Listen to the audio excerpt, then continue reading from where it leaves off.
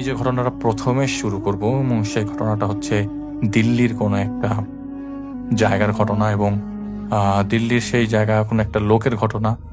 আপনারা ঘটনা শোনার অবস্থায় বুঝে যাবেন যে ঘটনাটা কার বা কী ধরনের, এবং আপনার তাকে চেনেন না, কিন্তু আমরা তার কোনো ধরনের ডিটেইলস ইউজ করব না। তো ঘটনায় চলে যাই।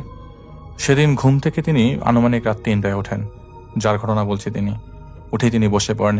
এক পর্যায়ে তার শরীরকে কে যেন ধাক্কাচ্ছে।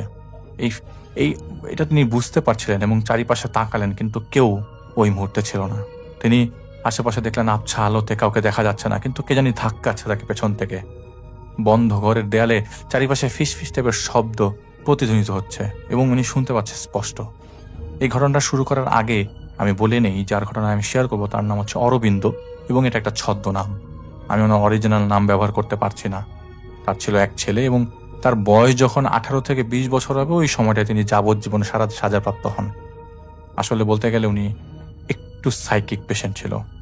সেদিন ছিল অনেক বৃষ্টি, তার হিতাহিত কোনো জ্ঞান ছিল না এবং তিনি নিজেই বলেছেন তিনি মদ খেয়ে আসেন এবং আসার পরে যতটুকু তার মনে পড়ে তার স্ত্রীর সাথে ঝগড়া হয় এবং ঝগড়ার এক পর্যায়ে তার খুব খারাপ লাগতে থাকে এবং মেজাজ খারাপ লাগে, মারধর করা শুরু করে দেয় তার স্ত্রীর। তো ঝগড়াটা এমনভাবে মোড় নেয়, তখন তার স্ত্রী তাকে বোতল দিয়ে বাড়ি দিয়ে ফেলে। রাত 3টা বাজে। তিনি সাথে সাথে রাগ আর কন্ট্রোল করতে পারে না এবং খাটের নিচের যে বটিটা ছিল সেটা দিয়ে তার স্ত্রীকে এক কোপ দেয়। কোপ দেওয়ার সাথে সাথে স্ত্রী যখন পড়ে যায়, মৃত্যু নিশ্চিত করার জন্য স্ত্রীকে তিনি ভালো করে জবাই করেন এবং সেই জবাই করা বডিটার সহ 6 টুকরা করেন এবং এটা একটা বস্তায় ভরেন এবং সেই বস্তাটা তিনি পাশে একটা জঙ্গলে ফেলে পালিয়ে যান। পরে সেই লাশ ট্রেস আউট করা হয় 1 বছর পর। 1 বছর পর তিনি পালিয়ে লাশ ট্রেস আউট করে এরাকে ধরা হয় 1 বছর পর, এবং 1 বছর পর তিনি যখন ধরা পায়, মামলা থাকার কারণে আদালত তাকে 3 বছর পর জেল দেয়। সেই জেলে তাকে যাবজ্জীবন কারাদণ্ড দেওয়া হয়। তিনি সবাইকে বলে বেড়াতেন তিনি যে কাজ করেছেন সেটাতে ফাঁসি হবার কথা, কিন্তু যাবজ্জীবন পেয়ে যায় তিনি। সেই থেকে জেলে থাকা, কিন্তু জেলে তিনি ভালো ছিলেন। প্রায় 10 বছর জেলে থাকার পরে তিনি একটা জিনিস লক্ষ্য করা শুরু করলেন। তিনি প্রায় স্বপ্ন দেখতেন এবং যেদিন স্বপ্ন দেখতেন সেদিন তার সারা শরীর ঘামত এবং কান দিয়ে রক্ত পড়ত। প্রথমে শব্দ স্বপ্ন মনে হলো স্বপ্নটা মনে হলো, পরবর্তী সময় জীবন্ত লাগতো এবং মাঝে মাঝে স্বপ্নটা মনে থাকতো, পরের সময় আবার তিনি ভুলে যেত। যখনই সকালবেলা হতো তিনি স্বপ্নটা মনে রাখতে পারতেন না। এটা কয়েকদিন ছিল। পরে যখন আস্তে আস্তে স্বপ্ন দেখা শুরু করলেন এবং এটা যখন প্রমিনেন্ট হতে থাকলো, তখন তার স্বপ্নটা মনে থাকতো পরের দিন পর্যন্ত। এইটা ছিল তখন তার কন্ডিশন। সাল তখন 1976। তিনি তখন ওই সেন্ট্রাল জেলের জল্লাদ হিসেবে নিযুক্ত হন। এগুলো তার আগের ঘটনা। একটা ফাঁসির রায় এসেছে, আর জল্লাদ হতেও খুব ইজি, যখন অনেক প্রসিজিওর আছে। যে লোকের ফাঁসি, সেই লোক সম্পর্কে উনি তেমন কিছু জানতেন না। উনি অনেকবার জেলে তাকে দেখেছেন। 56টা মার্ডার কেসের আসামি যে লোকের ফাঁসি হবে, সেই লোক এতটুকু জানলেন যে ফাঁসি হবে। তিনি সকাল থেকে আলাদা থাকতেন যেদিন যার ফাঁসি হবে। এটা তার হাতে ওই দিনের প্রথম ফাঁসি এবং তার জীবনের প্রথম ফাঁসি। তিনি ফাঁসির দিন দিবাগত রাতে একটা স্বপ্ন দেখেন।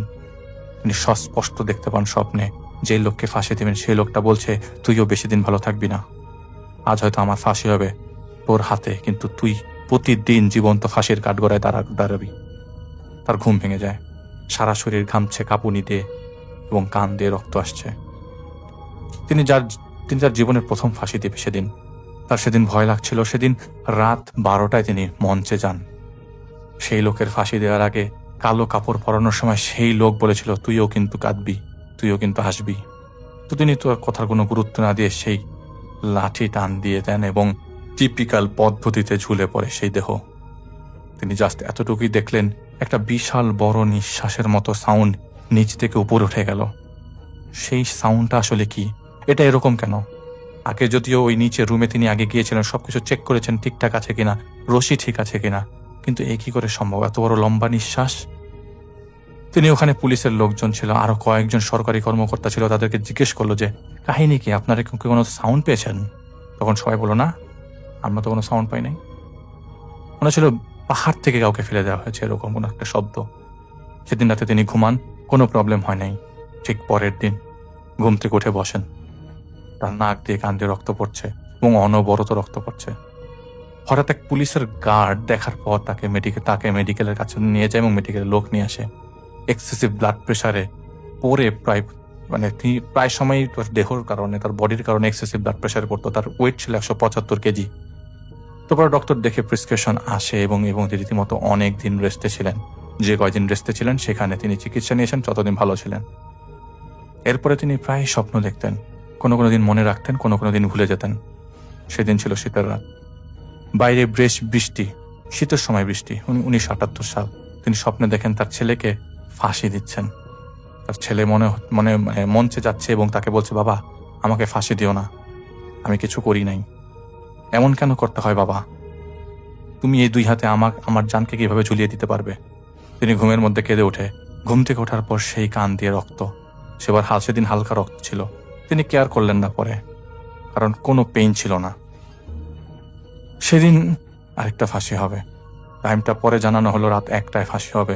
জানা গেল কোনো এক রেপ কেসের আসামি, সেই মেয়েকে রেপ করার পর 24 টুকরা করা হয়েছিল, সেই লোকের ফাঁসি, যিনি টুকরা করেছেন।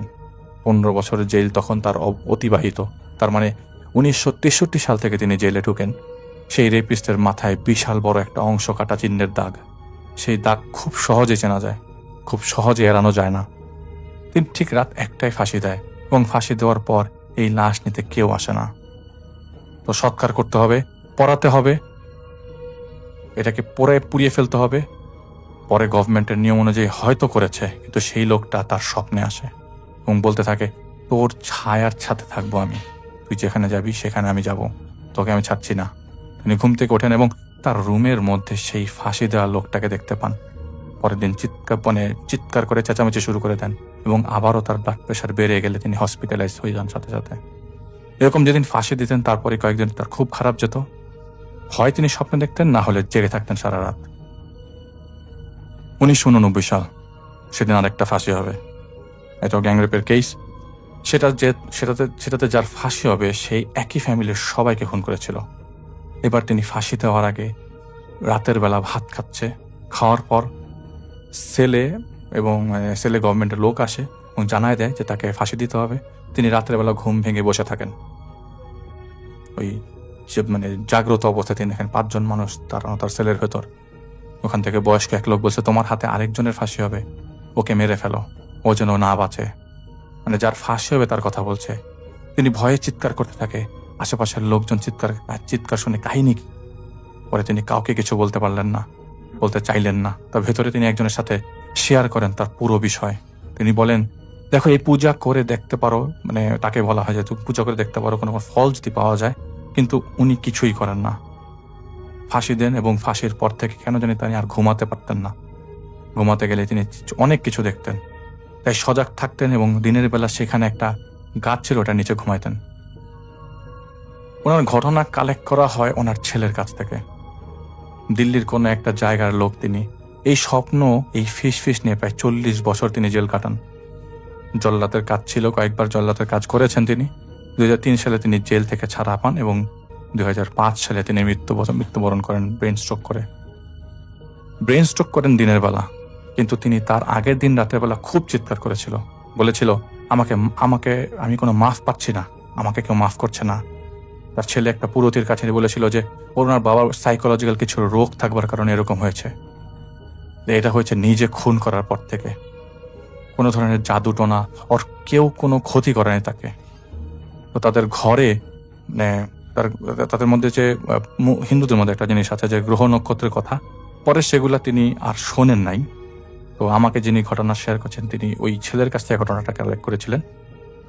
আর এরকম ঘটনা আমি আগে কখনো পাইনি, দেখেই ভাবলাম আপনাদের সাথে শেয়ার করি। এটা কোনো জাদুটোনার কেস না, এখানে একটা জল্লাদ তার জীবনের কিছু মুহূর্তগুলো আমাদের সাথে শেয়ার করেছেন, তার ছেলে দ্বারা শেয়ার আর কি। এবং তিনি যেগুলি জানিয়ে গেছেন তার ছেলেকে, কিছু জিনিস লিখে গেছেন তিনি। এবং প্রায় বহুদিন যাবত তিনি জেলে এরকম অসুস্থ অবস্থায় ছিলেন এবং জিনিসটা কিছুটা সুপারস্টিশিয়াস, কিছুটা সাইকোলজিক্যাল। আসসালামু আলাইকুম প্রিয় লিসেনার্স, আশা করছি আপনারা সবাই ভালো আছেন। আমি আজকে যে ঘটনাটি আপনাদের সঙ্গে শেয়ার করছি, এই ঘটনাটা একটা মর্গের ঘটনা। তো এই ঘটনাটা ঘটে যায় আমার বন্ধু রাশেদের সাথে। তো আমি কোনো কথা না বাড়িয়ে সরাসরি চলে যাচ্ছি ঘটনায়। তখন প্রায় রাত ১টা বাজে। শহরের পুরনো হাসপাতালের মর্গটা প্রায় জনমানব শূন্য। বাইরে হালকা বৃষ্টি পড়ছে আর মাঝে মাঝে আকাশ থেকে বিদ্যুৎ চমকানোর শব্দে পুরো জায়গাটা একদমই কেঁপে উঠছে। আমার বন্ধু রাশেদ নতুন চাকরি পেয়েছে মর্গের অ্যাসিস্ট্যান্ট হিসেবে। যেদিন প্রথমবার নাইট শিফটে সে একা দায়িত্ব পালন করছিল, সেই দিনের কাহিনী। দায়িত্ব পালন করার আগে তার সিনিয়ররা বলে দিয়েছিল রাত্রে অকারণে কোনো ফ্রিজ খোলার দরকার নেই, বাইরে বেশি যাওয়া আসার দরকার নেই, কোনো শব্দ আসলে সেই শব্দের উত্তর দেওয়ার দরকার নেই। কিন্তু কেউ এই সব কিছুর কারণ পরিষ্কার করে তাকে কিছুই বলেনি। তো শুরু হয়ে গেল তার প্রথম রাত্রের প্রথম ডিউটি। সব কিছুই ঠিকঠাক ছিল। তারপর সে মর্গের ভিতরে ঢুকতেই একটা অদ্ভুত ঠান্ডা তাকে ঘিরে ধরল। ফ্রিজগুলোর একটার পর একটা সারি করে রাখা, প্রতিটায় নাম্বার দেওয়া আছে। একটা লাইট বারবার টিম টিম করে জ্বলছিল সেই মর্গের রুমটার ভিতরে। তারপর সেই লাইটটার আলো দেখে মনে হচ্ছিল আমাদের নিঃশ্বাসের সাথে সেই লাইটটা কোনো না কোনোভাবে কানেক্টেড।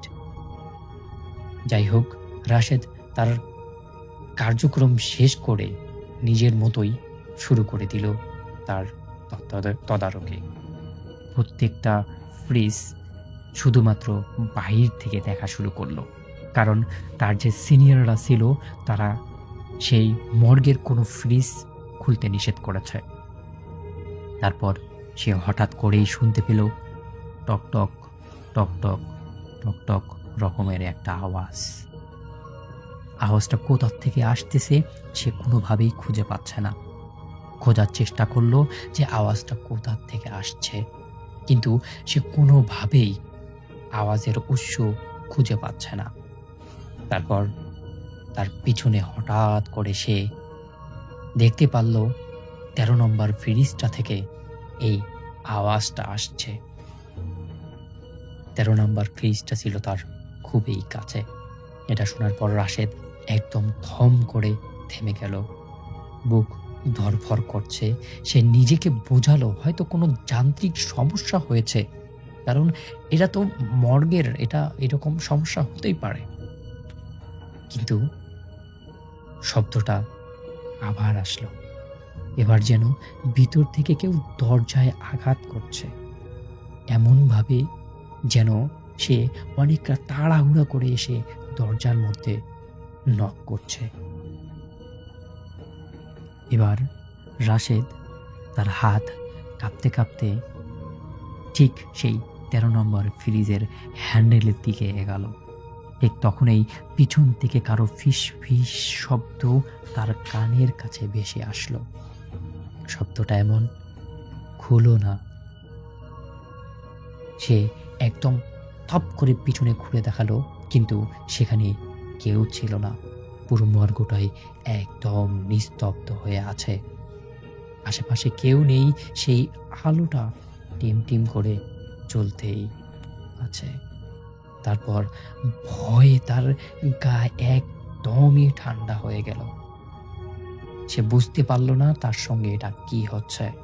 নতুন মানুষ, সবকিছুই নতুন, তারপরেও যেন এই নতুনের মাঝে কোনো কিছু একটা পুরাতন জিনিস তাকে ডাকছে। তারপর সে ঠান্ডা হতে শুরু করলো, নিজের ব্রেনকে, নিজের মস্তিষ্ককে বোঝানোর চেষ্টা করলো যে এটা তেমন কিছুই হয়নি। কিন্তু তার ভিতরে একটা কৌতূহল শুরু হলো যে এই ১৩ নম্বর ফ্রিজের ভিতরে কি আছে সেটা দেখার জন্য। সে ভুলে গেল তার সিনিয়ররা তাকে যে উপদেশগুলো দিয়েছিল। তারপর সে ধীরে ধীরে ১৩ নম্বর ফ্রিজটা খুলল, আর ভিতরে যা দেখল তা সাধারণ অন্য লাশগুলোর মতোই। একটা সাদা কাপড়ে মোড়া একটা মৃতদেহ। সব ঠিকঠাক, কিন্তু একটা জিনিস অস্বাভাবিক। আর সেটা হলো কাপড়ের নিচে বুকটা খুব ধীরে ধীরে ওঠানামা করছে। মনে হচ্ছে কোনো একটা জীবন্ত মানুষকে মুড়িয়ে রাখা হয়েছে এই ফ্রিজের ভেতরে। রাশেদ তার মানে অভিজ্ঞতা থেকে এটা বুঝতে পারল যে এটা তো কখনো সম্ভব না। একটা মৃতদেহ কিভাবে হার্টবিট তার চলতে পারে। তারপর সে লাইট মেরে একটু দেখার চেষ্টা করল। ঠিক তখন এই কাপড়ের ভেতর থেকে একটা হাত বেরিয়ে এলো। বরফের মতো হাতটা ঠান্ডা শক্ত করে তার কবজি চেপে ধরল। রাশেদ চিৎকার করতে গেল, কিন্তু কোনোভাবেই কোনো শব্দ হলো না তার চিৎকারের। কোনোভাবেই সে বুঝতে পারছে না কি হচ্ছে তার সাথে। ঠিক তখনই লাইটের আলোটা ধপ করে নিভে গেল। পুরো মর্গটা একদমই অন্ধকার। এত অন্ধকার রাশেদ আর কখনো দেখেনি। সে চিৎকার করতে চাইল, কিন্তু কোনোভাবেই তার চিৎকার যেন বের হচ্ছে না মুখ থেকে। তারপর সে দেখল সেই হাতটা ধীরে ধীরে তাকে টেনে নিয়ে যাচ্ছে ফ্রিজের ভিতরের দিকে। কিন্তু ফ্রিজটা ছোট হওয়ায় কোনোভাবেই সে ঢুকতেছে না। এরপর রাশেদ তার শরীরের যত শক্তি আছে সব শক্তি দিয়ে তার হাতটা এক টানে ইসরে বাইরের মেঝেতে পড়ে গেল।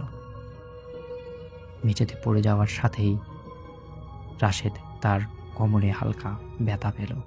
কিন্তু ব্যথাটা যখনই সে অনুভব করতে শুরু করলো, তারপরেই সে দেখতে পারল ১৩ নম্বর ফ্রিজের লাশটা উঠে দাঁড়িয়েছে। এমনভাবে তার দিকে তাকিয়ে আছে, মনে হচ্ছে এটা জীবন্ত কোনো একটা মানুষের দেহ। এই সব কিছু দেখার পর রাশেদ তার সেন্স হারিয়ে ফেলল। একাই পড়ে রইল সেই মর্গে। এভাবে কেটে গেছে ৬টি ঘন্টা। ৬ ঘন্টা পর নতুন অ্যাসিস্ট্যান্ট আসে সেই মর্গে। মর্গের দরজা খুলেই দেখে রাশেদ সেখানে অজ্ঞান অবস্থায় পড়ে আছে। তারপর আরও কয়েকজন মিলে তাকে নিয়ে যাওয়া হলো হসপিটালে। হসপিটালে গিয়ে ডক্টররা তার পরীক্ষা করে দেখল তার হার্টবিট সব কিছুই ঠিক আছে, কিন্তু ভিতরে এত একটা ভয় তার লুকিয়ে আছে যেই ভয়টা তার কখনোই কাটবে না। ডক্টররা বলল, একে বাড়িতে নিয়ে যান, ভালোভাবে রেস্ট করলেই ঠিক হবে। কিন্তু ঘটনা এখানেই শেষ নয়। রাশেদ বাড়ি যাওয়ার পর রাত্রের বেলা হঠাৎ করে চমকে ওঠে। তার ভিতরে সব কিছু এলোমেলো হয়ে যায়। সে পুরো বাড়ি চিৎকার করে তুলে দেয়। বাড়ির আশেপাশের মানুষ কেউ ঘুমাতে পারে না তার চিৎকারের শব্দে। সে কেমন যেন সবকিছু এলোমেলো করে ফেলেছে, তার জীবনটাকে একদম নষ্ট করে দিয়েছে। কিন্তু তারপর ওই মর্গেরই একজন পুরানো কর্মচারী তার পরিবারকে পরামর্শ দেয় তাকে একজন ভালো কবিরাজ দেখাতে হবে। এরপর নিয়ে যাওয়া হয় মন্টু কবিরাজের কাছে। সেই কবিরাজ তাকে ৩ দিন ধরে ঝাড়ফুঁক করে, যে ঝাড়ফুঁকের ফলে রাশেদ কিছুটা সুস্থ হলেও আগের মতো সে স্বাভাবিক হতে পারে না। তারপর সেই মন্টু কবিরাজ বলে এই রাশেদের জন্য ৩টা জোয়ান তাগড়া ছাগল বলি দিতে হবে, কারণ সেই মর্গের মধ্যে পুরনো আত্মাগুলো ভর করেছে সেই রাশেদের উপর। এরপর যেই কথা সেই কাজ। মন্টু কবিরাজ সমস্ত কাজ সম্পূর্ণ করল এবং রাশেদকে বলল, আমি তোমাকে যেই আমলগুলো দেখিয়ে দিচ্ছি, যে কথাগুলো তোমাকে এখন বলছি, এই কথাগুলো তোমার জীবনে অনেক গুরুত্বপূর্ণ। তোমার জীবনে আরো অনেকটা পথ পাড়ি দিতে হবে। আমি তোমাকে আজকে যেই ৩টা তাবিজ দেব, এই তাবিজ ৩টি সব সময় তোমার সাথেই রাখবে। জীবনে কখনো নামাজ বাদ দিবে না। রাত্রের বেলা বাহিরে যাওয়া একদমই চলবে না। কখনো পিছন থেকে যদি কেউ ডাক দেয় কখনো শুনবে না। আর তোমার ওই মর্গের চাকরি ছেড়ে দিতে হবে। তোমাকে অন্য কোনো কাজ বেছে নিতে হবে। কারণ সেখানে গেলেই তোমার শরীরের সাথে সেই আত্মার আবার বন্ধন জুটে যাবে, আবারও সমস্যা তৈরি হতে পারে। তাই তোমার সেই চাকরি করা আর হবে না। তারপর আমার বন্ধু রাশেদ সেই চাকরিটা ছেড়ে দেয় এবং কবিরাজের কথা মতো সেই তাবিজগুলো তার কোমরে, হাতে এবং গলায় ঝুলিয়ে দেয়। এরপর থেকে সে নামাজ পড়ে, রোজা করে, ৫ ওয়াক্ত নামাজ সঠিকভাবে আদায় করে। এভাবে কেটে যায় ১টি বছর। এরপর রাশেদ এখন বিয়ে করেছে, সংসার আছে তার, সবকিছুই ঠিকঠাকভাবে চলছে। কিন্তু মাঝে মাঝে এখনো রাশেদ ঘুম থেকে উঠে হঠাৎ করে অনেক রাতে উঠে বিছানার ওপর বসে থাকে অনেকক্ষণ, তারপর আবার নিজের মতোই ঘুমিয়ে যায়। এটাই ছিল ঘটনা। আশা করি এই ঘটনাটি ভালো লেগেছে। যদি ভালো লাগে থাকে লাইক, কমেন্ট, শেয়ার করবেন। নতুন ঘটনা নিয়ে আসবো ইনশাআল্লাহ। সবাই ভালো থাকবেন, সুস্থ থাকবেন। আল্লাহ হাফেজ। আজকের এই স্টোরিটি লাহোরিয়া গ্রামের পশ্চিম পাড়া নামক যে একটা জায়গা রয়েছে, এই গ্রামের, এই পশ্চিম পাড়া গ্রাম, লাহোরিয়া তো আসলে ইউনিয়ন, আবার ওই ইউনিয়নেরই আরেক মানে গ্রামও আছে লাহোরিয়া। তো লাহোরিয়া গ্রামের কিছু কিছু অংশ রয়েছে, তার মধ্যে পশ্চিম পাড়া একটা, যেমন পশ্চিম পাড়া রয়েছে, তারপরে তালুকপাড়া রয়েছে, হ্যাঁ, এরকম বেশ কিছু গ্রাম রয়েছে। এর মধ্যে পশ্চিম পাড়া একটা। পশ্চিম পাড়ায় খুব ক্লোজ 4 জন বন্ধু ছিল।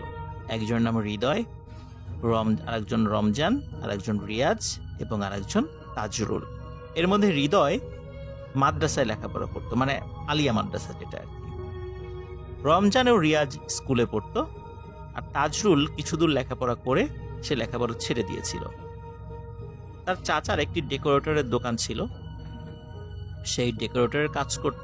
গ্রামের বিভিন্ন বিয়ে, তারপরে আরো বিভিন্ন যে অনুষ্ঠানগুলো থাকতো, এই অনুষ্ঠানগুলোতে ডেকোরেটরের কাজগুলো তাজরুল করত। তো 4 জন বন্ধু খুবই ক্লোজ ছিল, তারা একই সাথে চলাফেরা করত, খেলাধুলা করত এবং এরা একই সাথে বিভিন্ন প্রোগ্রামগুলোতেও অ্যাটেন্ড করত। ঘটনাটির সময় 2018 সাল, খুব বেশি দিন আগের নয়। 2018 সালের শীত মৌসুম। আমরা জানি বাংলাদেশে শীত মৌসুমগুলোতে বিভিন্ন কালচারাল প্রোগ্রামগুলো উন্মুক্ত স্থানে হয়ে থাকে।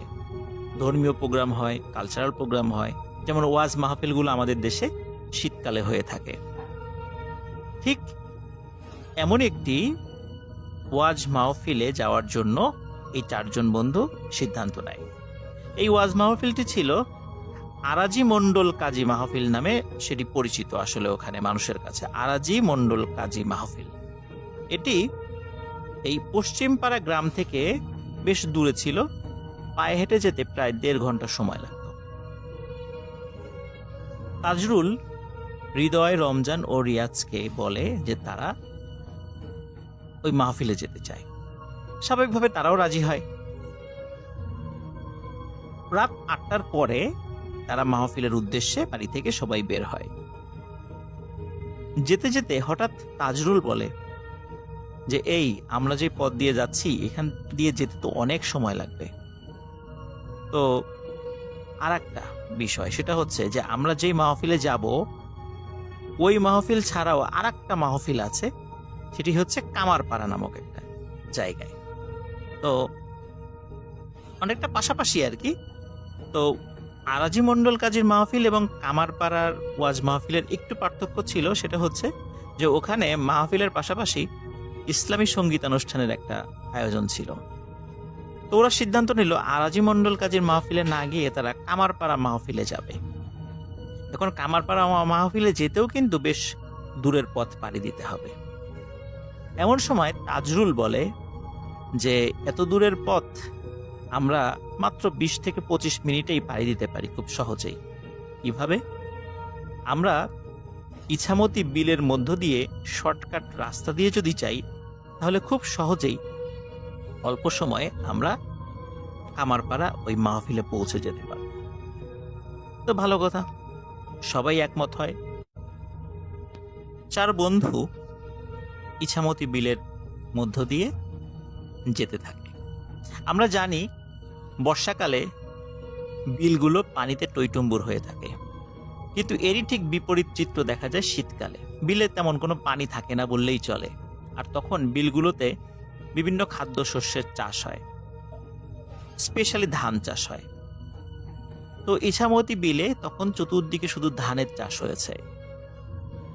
আর ধানের যখন চাষ হয় সেখানে সেচ দেওয়ার জন্য বিভিন্ন সেচ মেশিনও বসানো হয়।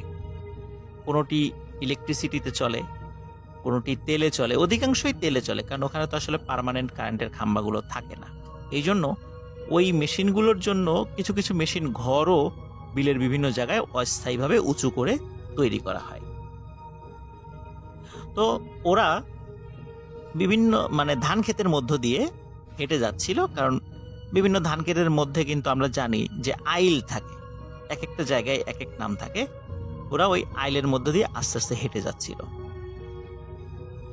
এখানে একটা বিষয় বলে রাখি, সেটি হচ্ছে এই হৃদয়, রমজান, রিয়াজ এবং তাজরুল, এই 4 জন বন্ধুর মধ্যে রমজান এবং তাজরুল ওরা ছিল স্মোকার, আর অন্য 2 জন ছিল নন স্মোকার। তো এদিকে তাজরুল যেহেতু স্মোকার ছিল, রমজানও স্মোকার ছিল। তাজরুল হঠাৎ বলে যে একটা সিগারেট খেলে কেমন হয়। তখন অন্যরা বলে যে এখানে সিগারেট খাবো, আগুন পাবো কোথায়। রমজান বলে এই দেখ দেখ, ওই যে দূরে একটি ঘর দেখা যাচ্ছে, ওই ঘরের মধ্যে তো আলো জ্বলছে, ওইখানে যাই। ওখানে যে ওই ঘরের মধ্যে আছে তার কাছে নিশ্চয়ই ম্যাচ থাকবে, তার কাছ থেকে আমরা সিগারেট ধরাতে পারবো। হৃদয়ে এবং রিয়াজ যেহেতু স্মোকার ছিল না, এই বিষয়ে তাদের আগ্রহ নেই, কিন্তু তারপরেও যেহেতু অন্য 2 জন স্মোকার ছিল, তারা যেহেতু যেতে চাচ্ছে, ওরাও সাথে সাথে যায়, ওই ঘরটির কাছে যায়। এটি ছিল একটি মেশিন ঘর, সেচ ঘর, আর যেখানে ওই যে মেশিন থেকে পানি বের হয়ে এবং যে পানি দিয়ে সেচ কার্য পরিচালিত হয়। ঘরের মধ্যে আলো দেখে ওরা ঘরের মধ্যে ঢুকে পড়ে 4 জনই। ঘরের মধ্যে ঢুকে হঠাৎ যে দৃশ্য তারা দেখতে পায়, এই দৃশ্য দেখার জন্য তারা মোটেও প্রস্তুত ছিল না। ওরা দেখে যে ঘরের মধ্যে একটি মাচা রয়েছে, যে মাচায় সাধারণত সেচ ঘরে যে থাকে সে বিশ্রাম নেয়। ওরা দেখে মাচার উপরে একটি লাশ রাখা, সাদা ধবধবে একটি কাপড় দিয়ে সে লাশটি ঢেকে রাখা হয়েছে। এবং আরো অদ্ভুত ব্যাপার হচ্ছে, ঘরের মধ্যে প্রচুর আলো, কিন্তু এই আলো যে কোথা থেকে আসছে ওরা সেই আলোর উৎস খুঁজে পায় না। আর একটা বিষয় বলে রাখি, ওই ঘরে কিন্তু কোনো ইলেকট্রিসিটি ছিল না, ওই সেচ পাম্পটা তেলে চলতো। তাহলে ওই আলো কোথা থেকে আসছে? ওরা প্রচন্ড ভয় পায়, ওরা চিৎকার দিয়ে ঘর থেকে বের হয়ে যায়। ঘর থেকে বের হয়ে ওরা এদিক ওদিক ছুটতে থাকে। এখানে একটা বিষয় নিশ্চয়ই লিসেনার্স আপনারা জানেন, সেটি হচ্ছে যে বিভিন্ন ক্ষেতের মধ্যে যে আইলগুলো থাকে, এই আইলের উপর দিয়ে কিন্তু সাবধানে হাঁটতে হয়। একটু এদিক ওদিক হলে কিন্তু পা পিছলে ক্ষেতের মধ্যে পড়ে যেতে হয়, যেহেতু জমি থেকে আইলগুলো একটু উঁচু থাকে। আর এই আইলের উপর দিয়ে কিন্তু আসলে দৌড়ানো যায় না। ওরা 4 জন এই আইলের উপর দিয়ে দৌড়ানোর চেষ্টা করছিল এবং বারবারই হোঁচট খেয়ে ওরা এই ধান ক্ষেতের মধ্যে পড়ে যাচ্ছিল। আর যেহেতু তখন শেষ কার্য পরিচালিত হচ্ছিল, কিছুটা পানি ছিল ধান ক্ষেতের মধ্যে। এই ধান ক্ষেতের মধ্যে পড়ে গিয়ে ওদের জামা কাপড় কর্দমাক্ত হয়ে যাচ্ছিল, ভিজে যাচ্ছিল শরীর। এই অবস্থায় দূরে ওরা একজন মানুষকে দেখতে পায়, চাঁদের আলোতে যা স্পষ্ট দেখা যাচ্ছিল, কারণ তখন ছিল পূর্ণিমার রাত। ওদের পরিচিত একজন মানুষ, সঙ্গত কারণে তার নামটা বলতে পারছি না, কারণ তার নামটা প্রকাশের বিষয়ে আমাকে নিষেধ করা হয়েছে। ওই লোকটি যে কাজটি করতেন সেটি হচ্ছে, তার একটি সেচ মেশিন ছিল। এই শীতকালে যখন ইরিগেশনের সময়টা আসতো আর কি, মানে সেচ কার্য পরিচালনার সময়টা আসতো, তখন এই মেশিনটি তিনি ভাড়া দিতেন।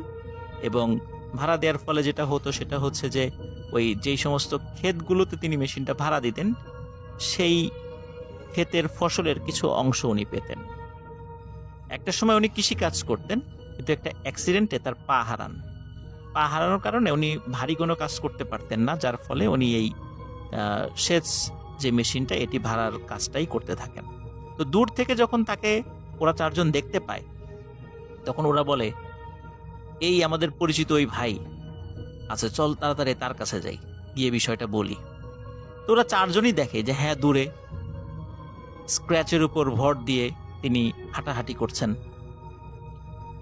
ওরা দূর থেকে তাকে দেখে দ্রুত তার দিকে যেতে থাকে, কিন্তু কাছে গিয়ে দেখে যে সেখানে তো কাউকে দেখা যাচ্ছে না। এত তাড়াতাড়ি তিনি কোথায় গেলেন? কিন্তু এত তাড়াতাড়ি যাওয়ার কোনো সুযোগ নাই, কারণ উনি তো দ্রুত চলতে পারেন না, স্ক্র্যাচের উপর ভর দিয়ে তিনি চলাফেরা করেন। ওরা আরো ভয় পায়, কিন্তু ভয় পেলেও ওরা চিন্তা করে যে এইখান থেকে তো আমাদের বের হতে হবে, কিন্তু আমরা তো এখন পেছন দিকে ফিরে যেতে পারছি না, কারণ অনেকটা পথ তো আমরা চলে এসেছি।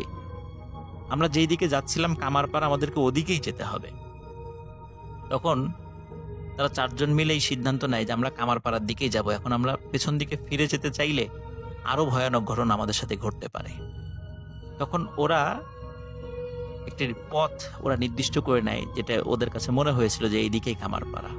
তখন ওরা সেদিকে যেতে থাকে। কিছু সময় পথ চলার পরে ওরা একটা ভিটার উপরে উঠে পড়ে। সাধারণত বিলের মধ্যে কিছু কিছু উঁচু জায়গা থাকে, যেগুলোকে আমরা ভিটা বলি।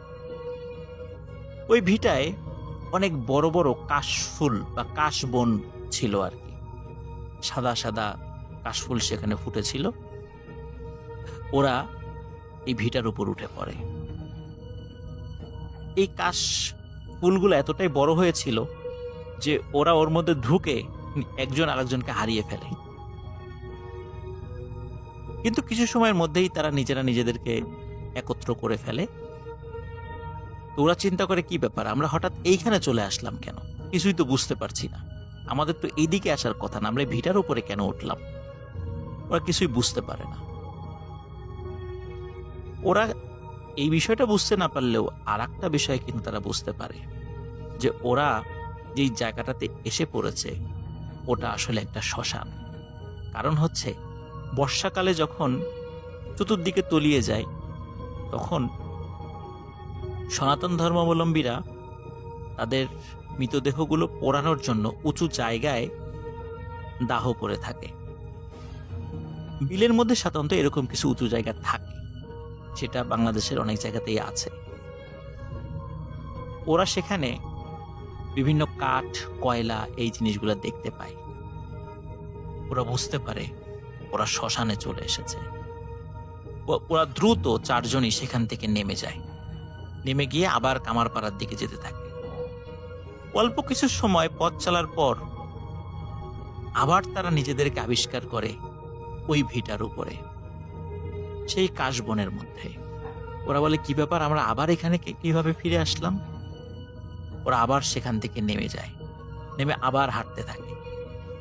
আবারও কিছু সময় পর ওরা নিজেদেরকে আবিষ্কার করে সেই কাশবনের মধ্যে। এভাবে 3 বার হয়। 3 বার যখন হয়ে যায়, তখন ওই যে মাদ্রাসায় পড়ুয়া যে বন্ধু হৃদয়, ও বলে, আজ মনে হয় আর এখান থেকে আমরা বেঁচে ফিরতে পারবো না। ও জোরে জোরে পবিত্র কোরআন থেকে তেলাওয়াত করতে থাকে, এবং যখন পবিত্র কোরআন থেকে তেলাওয়াত করতে থাকে, তখন ওই তেলাওয়াত করতে করতে ওরা আবার ওইখান থেকে নেমে যায়। তখন আর এই ভিটায় আর ফিরে তারা আসে না। তখন তারা সত্যি ওই বিল থেকে বের হয়ে একটি বাজারে গিয়ে ওঠে।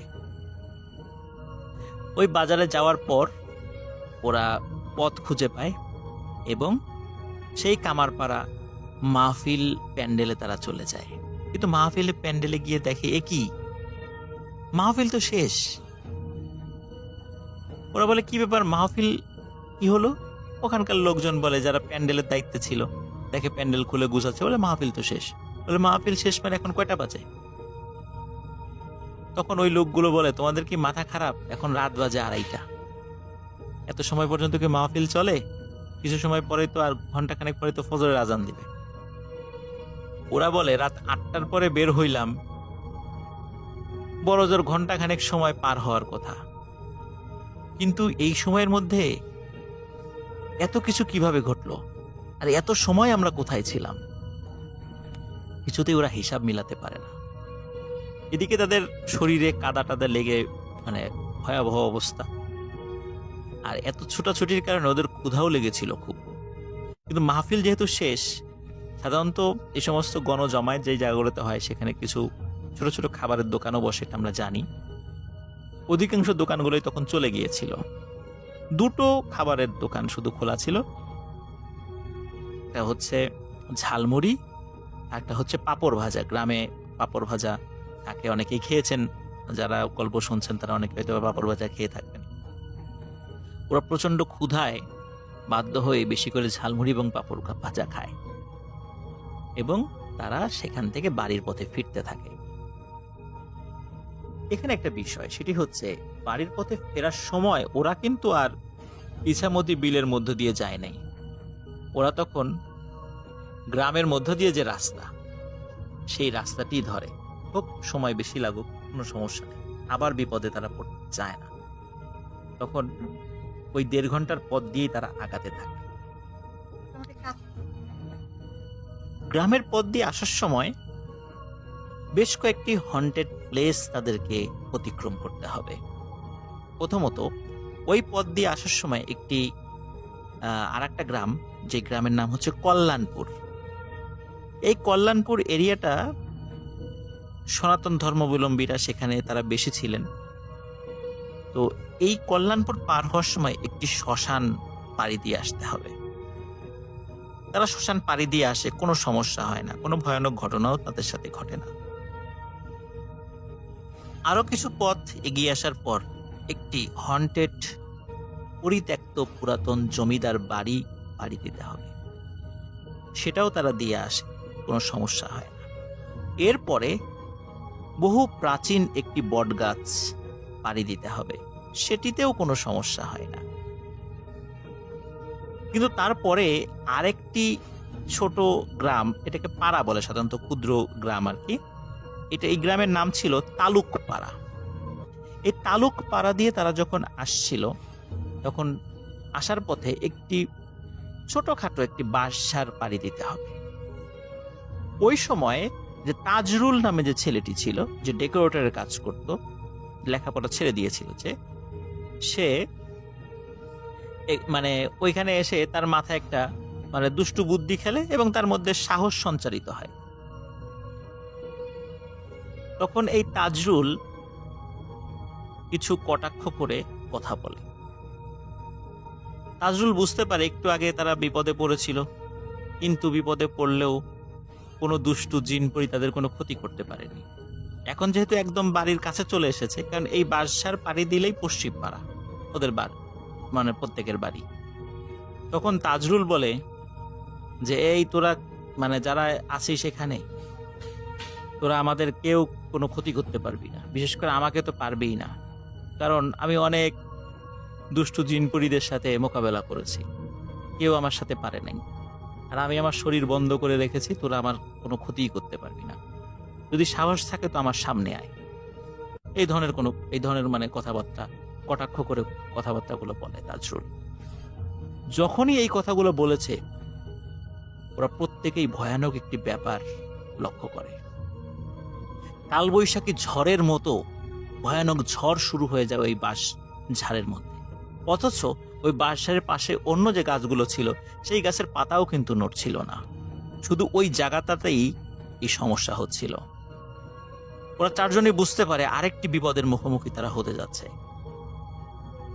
তারা চারজনই দৌড়ে ওই বাঁশঝাড় পাড়ি দেয় এবং যে যার বাড়িতে চলে যায়, কারণ তাদের বাড়িগুলো কাছেই ছিল। আপাতত ঘটনা এখানেই মনে হচ্ছে শেষ। না, ঘটনা আসলে এখানে শেষ নয়, ঘটনা শুরু হচ্ছে এখান থেকে।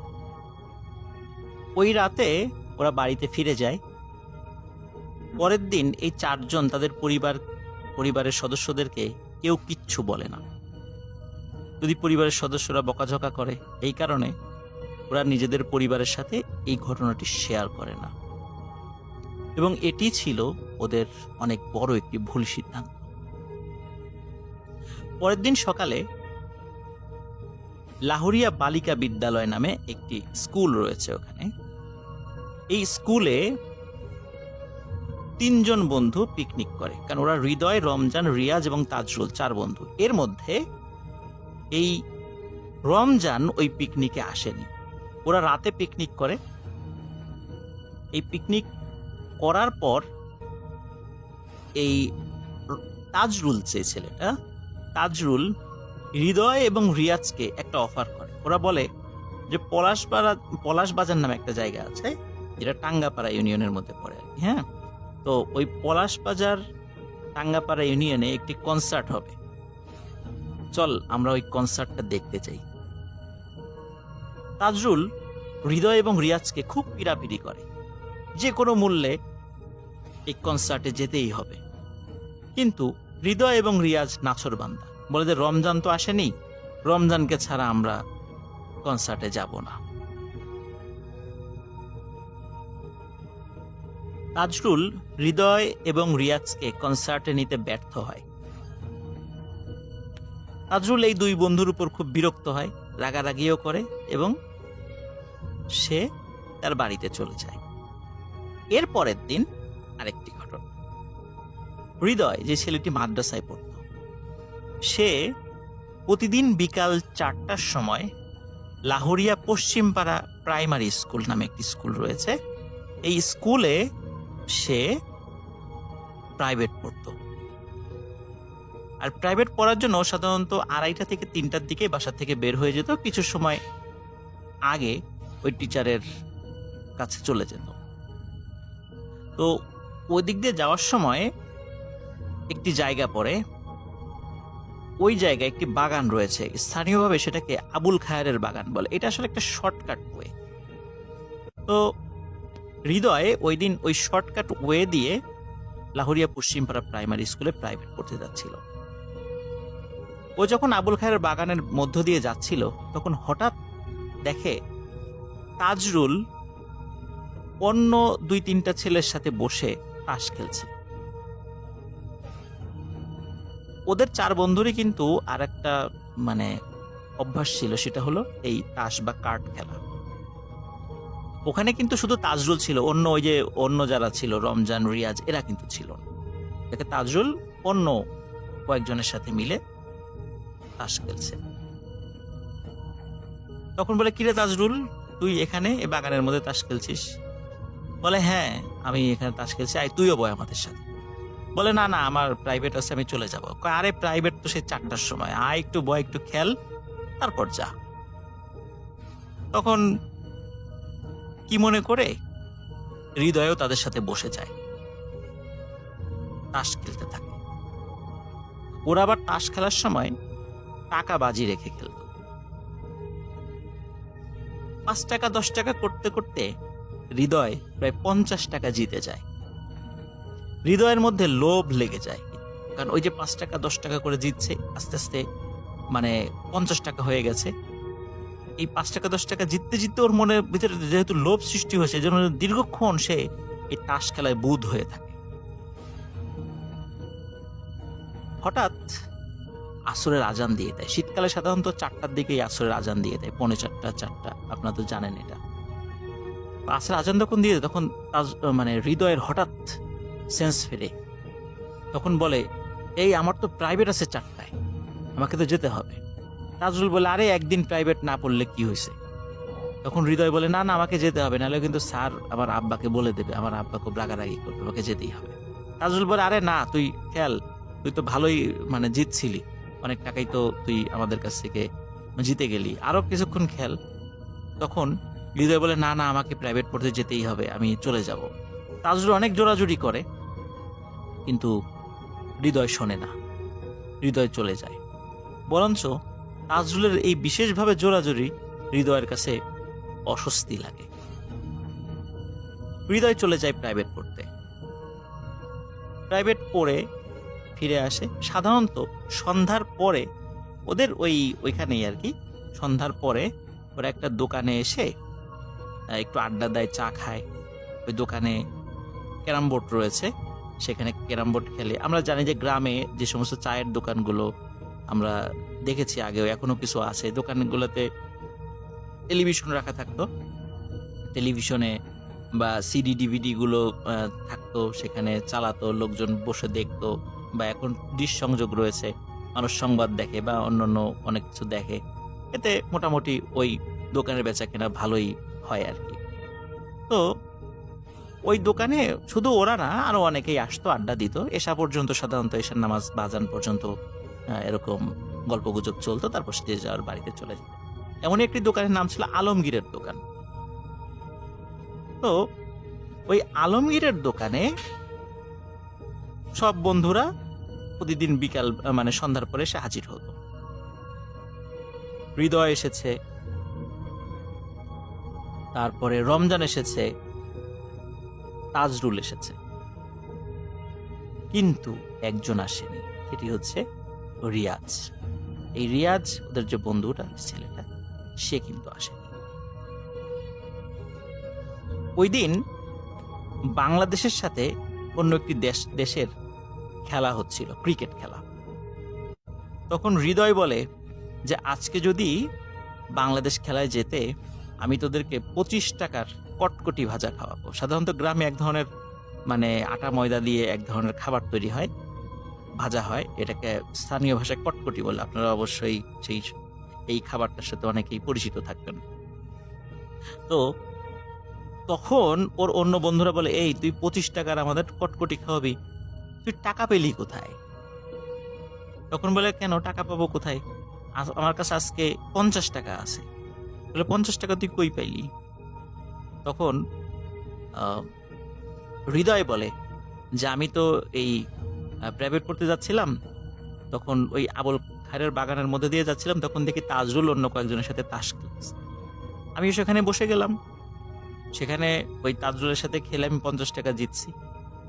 তখনও কিন্তু তাজরুল ওই এসে আসে নাই, তখনও এসে পৌঁছে নাই আর কি আবুল খায়ের দোকানে, সরি আলমগীরের দোকানে। তখন রমজান বলে ওঠে যে তুই তাজরুলের সাথে তাস খেললি মানে?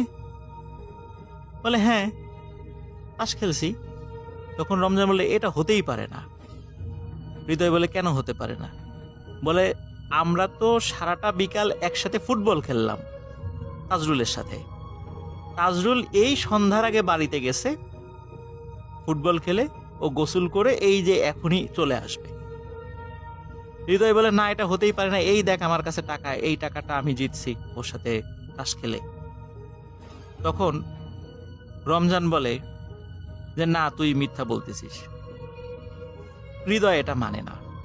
তখন ওইখানে থাকা আরো অনেক লোক সাক্ষ্য দেয় যে না, আজ দুপুর থেকেই একদম সন্ধ্যা পর্যন্ত ফুটবল খেলা হয়েছে, তাজরুল ছিল গোলকিপার, এবং সেটা অনেকেই দেখেছে। তখন হৃদয় বলে, তাহলে আমি তাস খেললাম কার সাথে? সেটা কে ছিল? ইতোমধ্যে তাজরুল এসে উপস্থিত হয়। তখন তাজরুলকে হৃদয় বলতে থাকে যে, এই তাজরুল, আমার সাথে তুই তাস খেললি? তাজরুল বলে, কই আমি তাস খেললাম কোথায়, আমি তো সারা বিকাল ফুটবল খেললাম, এই যে আমি মাত্র গোসল করে আসলাম। আসলে হৃদয় বিশ্বাসই করতে পারছিল না যে তাস খেললো সে কার সাথে। একটা বিষয় লিসেনার্স, ওদের 4 বন্ধুর মধ্যে এই আলমগীরের দোকানে ওই সময় রিয়াজ উপস্থিত ছিল না। এটা কিন্তু মনে রাখতে হবে, কারণ ঘটনা অন্যদিকে মোড় নিচ্ছে।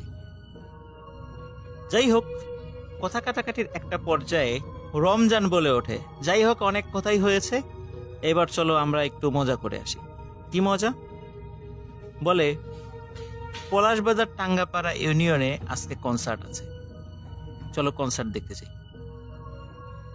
সবাই খুব অবাক হয়, বলে যে কনসার্ট আজকে মানে? কনসার্ট তো গতকালকেই হয়ে গেছে। রমজান বলে না না না, আজকে কনসার্ট। ওরা বলে যে না না না, তাজরুল গতকালকে আমাদেরকে বলল যে ওইখানে কনসার্ট হবে, আমরা গেলাম না, তুই ছিলি না দেখে আমরা গেলাম না, তাজরুল কত রিকোয়েস্ট করলো তো আমরা গেলাম না। এমন সময় তাজরুল বলে ওঠে, এই আমি রিকোয়েস্ট করলাম মানে? আমি তো পিকনিকে আসিই নাই, আমি পিকনিকে আসলাম কখন? আর আমি কনসার্টের কথা তোদেরকে বললাম কখন? তখন ওরা বলে যে তুই পিকনিকে আসিস নাই মানে? তুই একা 3-4 জনের খাবার খেয়ে ফেললি, আমাদেরকে কি কত টানা হেঁচড়া করলি যেন আমরা কনসার্টে যাই, শুধু রমজান আসে নাই দেখে আমরা গেলাম না। এখন তুই বলতেছিস যে তুই পিকনিকেই আসিস নাই, আমাদেরকে কনসার্টের কথা বলিস নাই। তাজরুল বলে না, ইম্পসিবল, এটা হতেই পারে না, আমি গতকালকে আসিই নাই রাতের বেলা, পিকনিক তো দূরের কথা, কারণ আমাদের খেতে সেচের কাজ করার দরকার ছিল। আমার আব্বা আমাকে গতকালকে সন্ধ্যার পর থেকে বাসা থেকে বেরোতেই দেয় নাই, আমার আব্বার সাথে সারাটা রাত আমি খেতে কাজ করছি। ওরা তো বিশ্বাসই করে না, এটা হতেই পারে না। তখন তাজরুল বলে চল আমার আব্বার কাছে যাই, আমার আব্বার মুখ থেকেই শুনবি। তখন সত্যি সবাই তাজরুলের আব্বার কাছে যায়। তখন তাজরুলের আব্বা বলে যে হ্যাঁ, তাজরুল গতকালকে বাসার থেকে বের হয় নাই, তাজরুল আমার সাথেই সারা রাত খেতে কাজ করেছে। এটা ওদের কাছে খুবই অদ্ভুত লাগে যে তাজরুল আমাদের সাথে পিকনিক করলো, খাবার খেলো, কনসার্টে যাওয়ার কথা বললো, অথচ সে নাকি বাড়ির থেকে বেরই হয় নাই। আবার তাজরুল মাঠে আমাদের সাথে ফুটবল খেললো, আবার একই সময় তাজরুল হৃদয়ের সাথে আবুল খায়েরের বাগানে তাস খেললো। এটা কিভাবে সম্ভব? তাজরুলকে একই সময় একাধিক জায়গায় কেন দেখা যাচ্ছে? যাই হোক প্রিয় লিসেনার্স, আলমগীরের দোকানে ওই সন্ধ্যায় কিন্তু রিয়াজ আসেনি, এটা একটু মাথায় রাখবেন। রাতের বেলা রিয়াজের বাসায় ওর যে জানালা রয়েছে, ও যে রুমে থাকতো, জানালার কাছে খটখট খটখট শব্দ হচ্ছে। রিয়াজ জানালা খুলে দেখে তাজরুল দাঁড়িয়ে আছে। তাজরুল বলে, রিয়াজ চল আমরা কামারের পুকুরে যাই। ওইখানে কাছাকাছি একটা পুকুর ছিল, স্থানীয়ভাবে সেটা কামারের পুকুর নামে পরিচিত ছিল।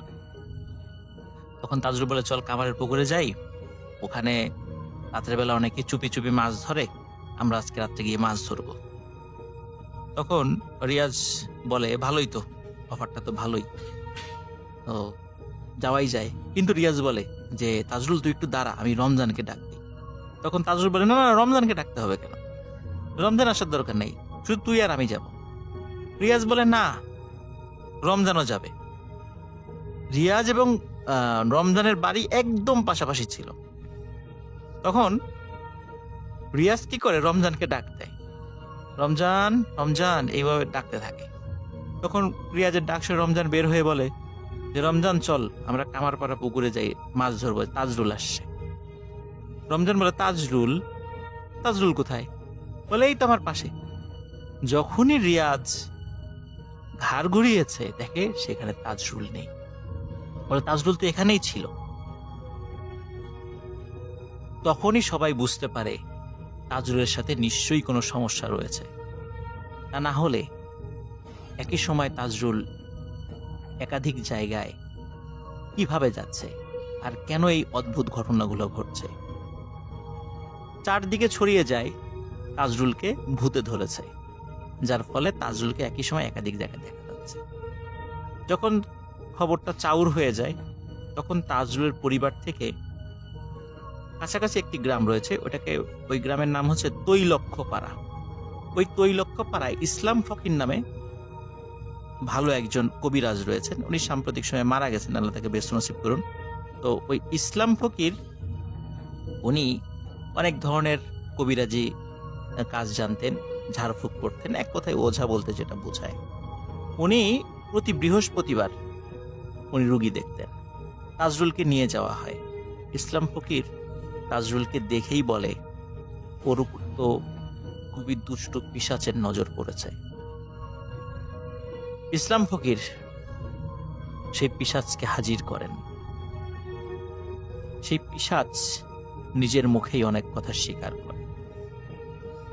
সেই পিশাচ বলে যে যেই রাত্রে ওরা ইসামতি বিলের মধ্য দিয়ে ওয়াজ মাহফিল দেখতে যাচ্ছিল বা শুনতে যাচ্ছিল, তখন আমরা কয়েকজনের মাথায় একটা দুষ্ট বুদ্ধি খেলে যায়।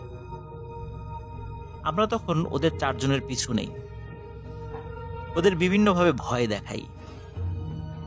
সেই সেচ ঘরের মধ্যে লাশ সেজে থাকা, আলো দিয়ে ঘরকে অদ্ভুতভাবে আলোকিত করা, পরিচিত এক কৃষকের ছদ্মবেশে সেখানে থেকে ওদেরকে ভয় দেখানো, ওদেরকে কৌশলে শ্মশান ভিটায় নিয়ে আসা। আমাদের উদ্দেশ্য ছিল শ্মশান ভিটায় নিয়ে এসে ওদেরকে ছোটখাটো ক্ষতি করা, খুব বড় ক্ষতি করা না, যাতে ওরা ভয় পায়। কিন্তু ওদের মধ্যে থেকে হৃদয় যখন উচ্চস্বরে কোরআন তেলাওয়াত শুরু করে, তখন ওদেরকে আমরা কোনো ক্ষতি করতে পারিনি, ওরা চলে যায়। ওরা যখন তালুকপাড়া বাঁশঝাড়ের কাছে এসে, বিশেষ করে তাজরুল যখন আমাদেরকে কটাক্ষ করে কথা বলে, তখন আমরা খুব ক্ষিপ্ত হই। তখন আমরাও প্রতিজ্ঞা করি যে তাজরুলকে আমরা দেখে নেব, এবং শুধু তাজরুল নয়, তাজরুল সহ আরো যে ওদের 3 বন্ধু রয়েছে, হৃদয়, রমজান এবং রিয়াজ, ওদেরও অনেক বড় ক্ষতি করব। এই কারণে প্রথমে আমি ওদেরকে পিকনিকের নাম করে তাজরুল সেজে লাহোরিয়া বালিকা বিদ্যালয়ে নিয়ে যাই রাতের বেলা। পিকনিকের পরে কনসার্টের নাম করে হৃদয় এবং রিয়াজকে ক্ষতি করার জন্য নিয়ে যাওয়ার চেষ্টা করি, কিন্তু সম্ভব হয়নি। রমজান না থাকার কারণে, রমজানকে ছাড়া ওরা যাবে না, এই কারণে ওই রাত্রে ওদেরকে ক্ষতি করতে পারিনি। এরপর হৃদয় যখন প্রাইভেট পড়তে যাচ্ছিল, তখন আবুল খায়েরের বাগানের মধ্যে তাস খেলার ছল করে হৃদয়কে আটকে রাখি। আমরা ইচ্ছা করে ওকে জিতিয়ে দিচ্ছিলাম, যাতে করে ও আরো বেশি সময় আমাদের সাথে থাকে। কোনো মতে যদি শুধু সন্ধ্যা পর্যন্ত ওকে আটকে রাখতে পারতাম, ওই দিনই হৃদয়কে আমরা শেষ করে দিতাম। কিন্তু আসরের আজান হওয়ার সাথে সাথে ও চলে যায়, এবং আজানের শব্দের কারণে আমরাও দুর্বল হয়ে পড়ি, খুব বেশি কাজ করতে পারিনি। এরপরে রিয়াজকে মাছ ধরার কথা বলে তাজরুল সেজে বাড়ির থেকে বের করে নিয়ে আসার চেষ্টা করি, কিন্তু রিয়াজ রমজানকে ছাড়া মাছ ধরতে যাবে না।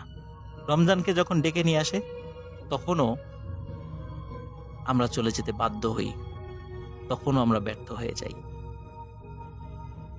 এই কারণে এখন পর্যন্ত ওদেরকে ক্ষতি করতে না পারলেও ওদেরকে অবশ্যই ক্ষতি করব, আর তাজরুলের অনেক বড় ক্ষতি করব। তখন ইসলাম ফকির বলে যে তোর নাম কি? তখন ওই পিশাচটি বলে, আমার নাম নিশি, নিশি আমার নাম।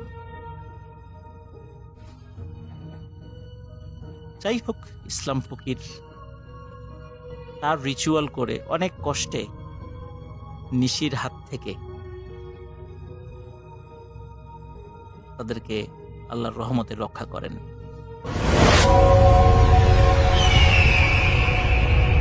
আমার নাম তাসিফ ইসলাম। আমি আজকে ইতালির একটা ঘটনা শেয়ার করলাম। এর আগেও আমি ইতালির একটা ঘটনা শেয়ার করেছিলাম, আজকে আমি আরেকটি ঘটনা শেয়ার করলাম। ঘটনাটা ইতালির মিলানে ঘটে যাওয়া ঘটনা। ইতালির বিখ্যাত শহর, বিখ্যাততম শহর বললেও ভুল হবে না, মিলান, সেখানে ঘটে যাওয়া একটা ঘটনা। এই জন্যই আমি আপনাদেরকে বলি শেয়ার করে দিতে, যাতে আসলে সেই ঘটনাগুলো আমরা শুনতে পারি। ভাইয়া, ঘটনাটা ঘটে একজন টেনিস প্লেয়ারের সাথে। যত সম্ভব 2014 সালের ঘটনা। সেই টেনিস প্লেয়ার একদিন ইতালির মিলানে একটা ম্যাচ খেলতে এসেছিল, কিন্তু দুর্ভাগ্যবশত সেই দিন ওই টেনিস প্লেয়ার হেরে যান। যাই হোক, খেলা শেষ হয় বিকেলে। তারপর সে প্লেয়ার একটা হোটেলে থাকতে দেওয়া হয়। রাতটা কাটিয়ে তিনি সকালে চলে যাবেন।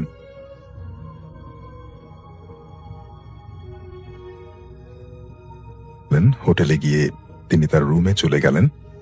ভাইয়া আগেই বলে রাখি, সেই হোটেলে প্রায় 300 মিটার দূরে একটা পার্ক আছে, যে পার্কটা ছিল খুবই সুন্দর এবং মনোরম। তো সেদিন হেরে যাওয়াতে ওই টেনিস প্লেয়ারের মন খুব খারাপ ছিল। তো সেই টেনিস প্লেয়ার এক পর্যায়ে হাঁটতে হাঁটতে সেই পার্কে চলে যায়।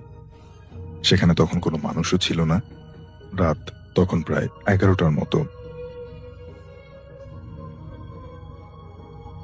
বসলেন, তিনি বসে বসে সময় কাটাচ্ছিলেন।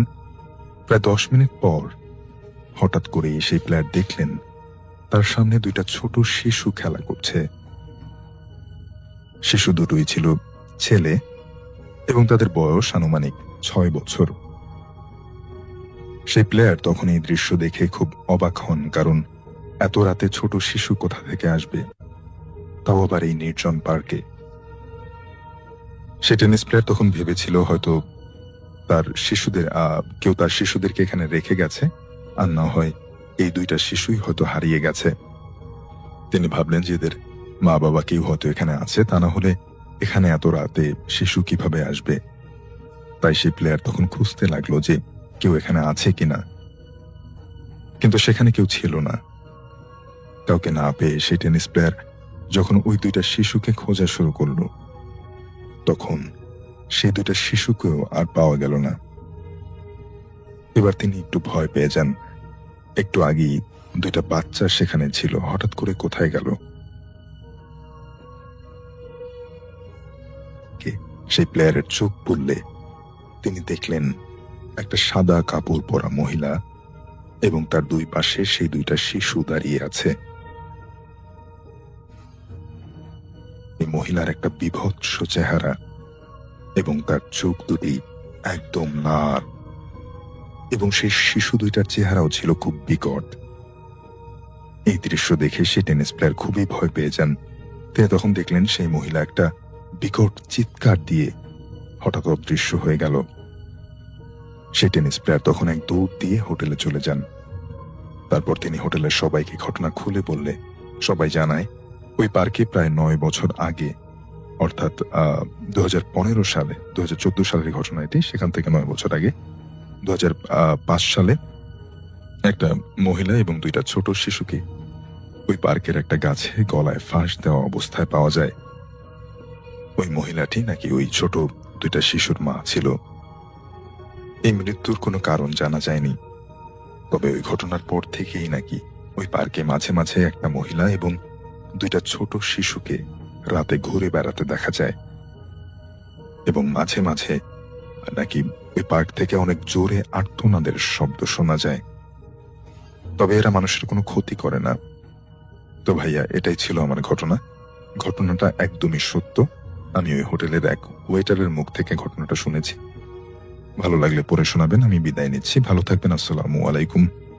ঘটনাটি আমাদেরকে পাঠিয়েছেন তাসিফ ইসলাম, ইতালির মিলান থেকে। আপনাদেরকে মনে করিয়ে দিতে চাই যে আমি গত সপ্তাহের আগের সপ্তাহে আমি একটা ঘটনা পড়েছিলাম। আমাদেরকে খুলনা থেকে সুলাইমান হোসেন বারবারই আমাদেরকে ঘটনা পাঠান, এবং তিনি অনেক প্যারানর্মাল অ্যাক্টিভিটিস এর মধ্য দিয়ে গিয়েছেন। তিনি আজকে আমাদের সাথে থাকবেন, এবং আমরা একটা অন্যরকম ঘটনা, একটা সত্য ঘটনা, যেটা কিনা আসলে অন্য মাত্রা হয়তো পেতে পারে, আমরা তার মুখ থেকে শুনবো। সো আমরা আরেকটা ইমেল স্টোরি শুনবো, এরপরই চলে যাবো আমাদের গেস্টের কাছে। সো আমি চলে যাচ্ছি আরেকটা ঘটনায়। মাইশা তৃষা, আসসালামু আলাইকুম। ওয়ালাইকুম আসসালাম।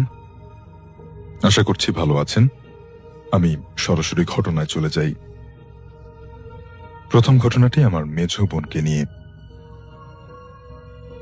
রাত আনুমানিক 3:30। ও সেহরি খাওয়ার জন্য 3:30টায় অ্যালার্ম দিয়েছিল। অ্যালার্ম বাজার সাথে সাথে ওর ঘুম ভেঙে গেল। ও দেখল আমি আলমারি থেকে কিছু একটা নিয়ে যাচ্ছি এবং স্বাভাবিকভাবে হেঁটে চলে যাচ্ছি। তারপর ও হাত মুখ ধুয়ে আমার রুমে এসে দেখে আমি ঘুমোচ্ছি। তারপর ও অনেক অবাক হলো। পরদিন সকালে আমাকে জিজ্ঞেস করছে যে আমি কালকে রাতে উঠেছিলাম কিনা। তারপর আমি বললাম যে আমি কেন উঠবো, অথচ সে আলমারি খোলার আওয়াজও পেয়েছে এবং একদম আমার ড্রেস পরাই ছিল। তারপর আমি আমার বোনকে বললাম, তুমি হয়তো স্বপ্ন দেখেছ, কিন্তু সে বলল যে না, আমি একদম সজ্ঞানে ছিলাম। দ্বিতীয় ঘটনাটি আমার বড় ভাইয়ের। আমি আমার রুমে শুয়েছিলাম। আমার রুমে ঢোকার আগে ডান পাশে ফিল্টার এবং ফিল্টারের সামনে ডাইনিং টেবিল।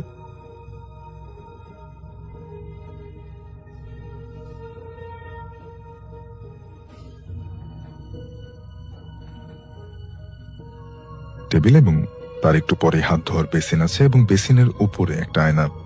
যাই হোক, ঘটনায় ফিরে আসি। রাত 1:05-10 হবে। আমি শুয়েছিলাম কিন্তু ঘুম আসছিল না। এমন সময় আমি উপরে তাকালাম। তাকিয়ে দেখলাম আমার বড় ভাই ফিল্টার থেকে গ্লাসে পানি নিচ্ছে। সামনে পর্দা দেয়া, আর পর্দাগুলো একটা সাইড করে রাখা ছিল। সে পানি নেওয়ার শেষ করে ওই সাইড করা পর্দার মাঝখান দিয়ে আমাকে দেখছে। আমি ভয় না পেয়ে ভাবলাম যে ভাই আমাকে ভয় দেখানোর জন্যই হয়তো এমন করছে। আগে বলেছিলাম বেসিনের উপরে আয়নার কথা। আমার চোখ সেই আয়নায় পড়ে। আমি দেখলাম আয়নাও ভাইয়ার ফেস দেখা যাচ্ছে, আবার পর্দার ফাঁক দিয়েও দেখা যাচ্ছে। এটা দেখে আমি প্রচন্ড ভয় পাই। অর্থাৎ যদি তিনি সেই দরজার সামনে দাঁড়িয়ে পর্দার ফাঁক দিয়ে তার দিকে তাকিয়ে থাকেন, তাহলে স্বভাবতই তিনি আয়নার দিকে তাকিয়ে নেই, অথচ তিনি দেখছিলেন যে তার ভাই একই সাথে পর্দার ফাঁকা দিয়ে তাকে দেখছিলেন, তার দিকে তাকিয়েছিলেন এক দৃষ্টিতে। তিনি ভেবেছিলেন তাকে ভয় দেখানোর জন্য, এবং আয়নায়ও তার মুখটা দেখা যাচ্ছিল এমন ভাবে যাতে সে হয়তো আয়নায় তাকিয়ে আছে। অর্থাৎ দুই জায়গায় তার মুখটা দুদিকে ফেরানো ছিল। এটা দেখে আমি প্রচন্ড ভয় পাই। তারপর আর উপরে তাকানোর সাহস হয়নি আমার। তারপরের দিন আমি ভাইয়াকে জিজ্ঞেস করলাম, তুমি কালকে রাতে ফিল্টার থেকে পানি নিয়ে এসেছিলে? ভাইয়া বলল যে না, আমি তো কালকে অনেক আগেই ঘুমিয়ে গিয়েছিলাম। আমি বললাম কয়টায়? ও বলল 12টার আগেই। আর আমার সাথে এই ঘটনাটা ঘটেছে রাত 1টার দিকে। এই ঘটনার কোনো ব্যাখ্যা থাকলে জানাবেন। গুছিয়ে না লিখতে পারার জন্য ক্ষমা চাচ্ছি। ঘটনাটি ভালো লাগলে পড়ে শোনাবেন। কাহিনীটি হচ্ছে রইস ব্যাপারীর, এবং তিনি পেশায় একজন দোকানদার, এবং সেই কাহিনীটি ঘটেছিল অনেকদিন আগে। সঠিক বছর বলতে পারবো না, আমি আপনাদেরকে বলছি, আমার মতো করে কাহিনীটি বলছি। যাই হোক, রইস ব্যাপারী ছিলেন একটি ছোট্ট দোকানের মালিক। তার দোকানে চা, বিস্কিট, কেক এবং আরো অনেক কিছু পাওয়া যেত, এবং তিনি এই দোকানটি চালাতেন ঢাকা শহরেরই কোনো একটি এলাকায়, এবং তিনি দোকান খোলা রাখতেন বেশ রাত পর্যন্ত, কারণ অনেক স্বল্প আয়ের মানুষ ওনার দোকানে থেমে চা খেতেন এবং কেক খেতেন এবং অনেক কিছু, এবং তিনি পেশাটাকে খুব এনজয় করতেন, তার খুব ভালো লাগতো। তো যাই হোক, তো রইস ব্যাপারীর একটি বন্ধু ছিল, সেই বন্ধু ভ্যান চালাতো, 3 চাকার ভ্যান, এবং সেই 3 চাকার ভ্যান চালক যিনি ছিলেন তিনি প্রতিদিনই আসতেন, তার ওখানে চা নাস্তা খেতেন এবং চলে যেতেন। তো একদিন এরকমই একটি দিন, সেদিন হালকা হালকা বৃষ্টি পড়ছে এবং বেশ রাত হয়ে গেছে, রাত 9টা 9:30 বাজে। তো রইস ব্যাপারীর ওই দিন বেচা কেনাও কম, কাস্টমারও কম, এবং তিনি চিন্তা করছিলেন যে তিনি দোকানটা বন্ধ করে দেবেন খুব দ্রুত। অনেক রাত হয়ে গেছে, বৃষ্টি একবার একটু বাড়ছে একটু কমছে, কাস্টমার নেই, কারণ এরকম টিপটিপ বৃষ্টির মধ্যে কাস্টমার থাকে না। তিনি অপেক্ষা করছিলেন তার বন্ধুর জন্য, যে তার বন্ধু সেই ভ্যান চালক যদি আসে, তার সাথে বা কিছুক্ষণ গল্প করে বা কথা বলে বা দোকান বন্ধ করতে করতে তিনি গল্প করবেন কিছুক্ষণ। মানে সবারই ইচ্ছা থাকে বন্ধুদের সাথে একটু সময় কাটানোর। তো যেটা হয়, তিনি বসে থাকেন, অনেকক্ষণ হচ্ছে, বন্ধু আসে না, এবং এর মধ্যে রাতও বেড়ে চলছে। তো উনি দেখছেন যে একদমই মানুষের চলাফেরা কমে গিয়েছে রাস্তায়, এবং যেখানে ওনার দোকানটা ছিল সেটা একটা ঠিক মেন রাস্তা থেকে একটু ভেতরে, একটা গলির ভেতরে। তো যেটা হয় যে উনি বসে বসে অনেকক্ষণ সময় কাটান। এর মধ্যে ওনার সবচেয়ে বড় কথা হচ্ছে, ওনার দোকানের মধ্যে কিন্তু বিজলি বাতি ছিল না, উনি দোকান চালাতে হেরিকেনের আলোতে উনি দোকান চালাতেন, এবং এর মধ্যে উনি দেখছেন যে ওনার হেরিকেনের তেলও পুড়ছে, এবং উনি একসময় চিন্তা করেন, ঠিক আছে থাক, আর লাগবে না, আজকে আমি দোকান বন্ধ করে দিই। তো উনি সব প্রিপারেশন নেন, দোকানের টুকিটাকি গোছানো শুরু করেন, গুছিয়ে টুছিয়ে সবকিছু রেডি করেন। রেডি করে উনি ওনার ওই হ্যারিকেনটা নেন, হ্যারিকেনটা নিভিয়ে উনি দোকান থেকে বেরোবেন। ঠিক উনি ভেতর থেকে ঝাপগুলো বন্ধ করে একটা ছোট পকেট ডোর আছে সেটা দিয়ে বেরিয়ে যান উনি। তো যখন তিনি ঝাপ সব বন্ধ করেছেন, এই সময় উনি শুনলেন যে ওনার দোকানের সামনে থেকে পরিচিত গলায় কেউ ডাক দিল, রইস। তো উনি মানে খুব খুশি হয়ে ওঠেন, কারণ গলাটা হচ্ছে ওনার বন্ধু, সেই ভ্যান চালক বন্ধুর। কিন্তু একটু অস্বস্তিও ফিল করেন, কারণ বন্ধুর গলাটা কেমন জানি ওনার কাছে লাগলো, যে গলাটা খুব মানে আর কি খুব মানে সেই মানে বন্ধুত্ব মেশানো বা খুব লাইক ওয়ার্ম গলা না, মানে যেটা হয় বন্ধু যেভাবে ডাকে। তো তিনি বলে, হ্যাঁ দাঁড়া আসতেছি বলে উনি আস্তে ধীরে উনি ওনার বাকি টুকটাক দিয়ে 2-3 জিনিসটা রাখা রেখে উনি বেরোন দোকানের ঝাপটা লাগান। তো উনি যখন দোকানে ঝাপটা লাগান তখন উনি খেয়াল করেন বেশ একটা বাতাস ওনার গায়ে লাগে, এবং বেশ ঝাপটা বাতাস, এবং এই বাতাসটা উনি ভাবেন হয়তো মানে বেশ শীতল বাতাস, উনি কেঁপে ওঠেন একটু। উনি ভাবেন হয়তো বৃষ্টির জন্য হতে পারে। তো ওনার ছাতাটা ছিল দোকানের মানে ভেতরে, উনি এটা নিয়ে বের করে উনি ছাতাটা মেলে উনি সামনে তাকিয়ে দেখেন তার আলো অন্ধকারের মধ্যে, মানে রাস্তার আলো কিন্তু খুব একটা নেই, দূরে বাতি আর কি, স্ট্রিট ল্যাম্পের যে আলোটা সেটা দূরে। উনি খেয়াল করেন যে ওনার বন্ধুই সময় দাঁড়িয়ে আছে, এবং ওনার বন্ধু উনি চিনতে পারেন, ওনার বন্ধু দাঁড়িয়ে আছে, কিন্তু বন্ধুর গায়ে কোনো জামা নেই, গায়ে কোনো শার্ট নেই, এবং সে খালি গায়ে, লুঙ্গি পরা, এবং তার কাঁধে গামছা একটা ঝুলছে, ভেজা গামছা মেবি। এবং বন্ধু তাকে চেহারাটা দেখতে পাচ্ছেন না উনি বন্ধুর। তো বন্ধুকে উনি বলেন, কি রে তুই এরকম খালি গায়ে এখানে দাঁড়ায় আসছিস কেন? তো বন্ধু বলে যে আমি আসছি, তুই আমার সাথে চল, কাজ আছে। তো উনি বলে, কি কাজ আছে? বলে, কাজ আছে, চল আমার সাথে, আমার সাথে চল, আমার লগে ল। এরকম বলে তাকে হাঁটা দেয় বন্ধু, বলেই হাঁটা দিয়েছে হন করে। তো উনি কিছুক্ষণ চিন্তা করেন, মানে দোটানায় পড়েন উনি, বলে উনি তারপর হাঁটা দেন বন্ধুর পিছিয়ে পিছনে, বলে এই তুই দাঁড়া, আমার সাথী আছে তো, ছাতির নিচে আয়। কিন্তু বন্ধু কোনো কথার উত্তর দেয় না, সে হেঁটে চলছে। তো উনি কিন্তু বন্ধুর পিছিয়ে পিছিয়ে চলছেন, মানে তাল মানে সামনে রাখতে পারছেন না উনি, মানে আর কি মানে তাল মেলাতে পারছেন না বন্ধুর সাথে। বন্ধু হাঁটছে হন করে।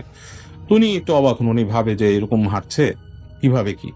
তো একবার ভাবে যে হ্যাঁ, বন্ধু তো হয়তো এমন হতে পারে ভ্যান চালায়, তার হয়তো হাঁটা অনেক ফাস্ট, তার তো কখনো হাঁটা হয়নি বন্ধুর সাথে। তো এইভাবে হাঁটছে উনি তাল মিলিয়ে রাখার চেষ্টা করছেন। বন্ধু বেশ এগিয়ে থাকছে ওনার থেকে, প্রায় 5-7 ফিট দূর পর্যন্ত এগিয়ে থাকছে সবসময়। তো উনি ছাতা মাথায় যাচ্ছে, বৃষ্টি হচ্ছে, পটপট করে বৃষ্টি পড়ছে ওনার ছাতার মধ্যে, এবং উনি হেঁটে চলছেন রাস্তার মধ্যে ভেজা, বিভিন্ন জায়গায় অলরেডি ওনার স্যান্ডেল মাখামাখি হয়ে গেছে পানিতে। তো উনি চলছে, তো উনি ওনার বন্ধুর নাম ধরে হেঁটে গলায় ডাক দেন, হ্যাঁ 2বার ডাক দেন, কিন্তু বন্ধু কোনো উত্তর দেন না, বন্ধু হেঁটেই চলছে। তো উনি একটু অস্বস্তি ফিল করেন যে বেটা তোর আমি ডাকতেছি, আমি তো গল্প করার জন্য তোর সাথে যাচ্ছি, তুই মানে কি ব্যাপার, কি কাজ আমার নিয়ে যাস?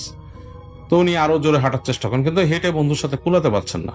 তো যাই হোক, তো ওনার বন্ধু হেঁটে তাকে নিয়ে যান একটা জায়গায়, মানে তিনি খেয়াল করেন যে সেই জায়গাটা একটা বিশাল বড় হাসপাতাল ছিল, পুরনো হাসপাতাল, এবং সেই হাসপাতালের কাছে উনার এক সময় দোকান ছিল, মানে এর আগে উনি দোকান রাখতো। উনি জানতো যে ওই হাসপাতাল নিয়ে মানুষ অনেক অনেক কথা বলে। তো উনি একটু গাটা ছমছম করে ওঠে, কারণ উনি যখন ওখানে দোকান করতেন সেখানে উনি অনেক কথা শুনতেন। সেই হাসপাতালের একটা ওখানে মর্গ ছিল, এবং ওই মর্গের পাশেই আর কি অনেক কথা, ওই হাসপাতালের মর্গের পাশে লাশ কাটা ঘর ছিল, সেখানে অনেক কথা ছিল। তো ওনার গাটা একটু ছমছম করে ওঠে, উনি চিন্তা করে যে কিরে এই মানে এইদিকেও নিয়ে আসলো কেন আমারে। তো দেখে যে বন্ধু হেঁটে যাইতেছে, তো উনি বন্ধুরে আবার নাম ধরে ডাক দেয় 2বার।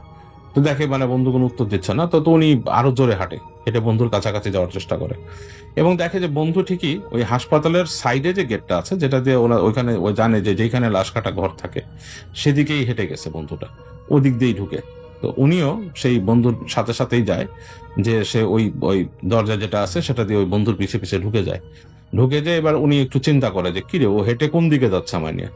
দেখে যে উনি যখন যাচ্ছে না, দাঁড়িয়ে আছে, তো বন্ধুরা অনেক দূর হেঁটে চলে গেছে। তখন হেঁটে সামনে যে একটা জায়গায় দাঁড়াইছে, যে জায়গাটায় দাঁড়াইছে সেখানে একটা গাছ ছিল, এবং গাছের নিচে তো ছায়ায় বন্ধুকে আরো দেখা যাচ্ছে না। ওখান থেকে বন্ধুর গলা শুনতেছে, আয় আয় এরকম বলতেছে।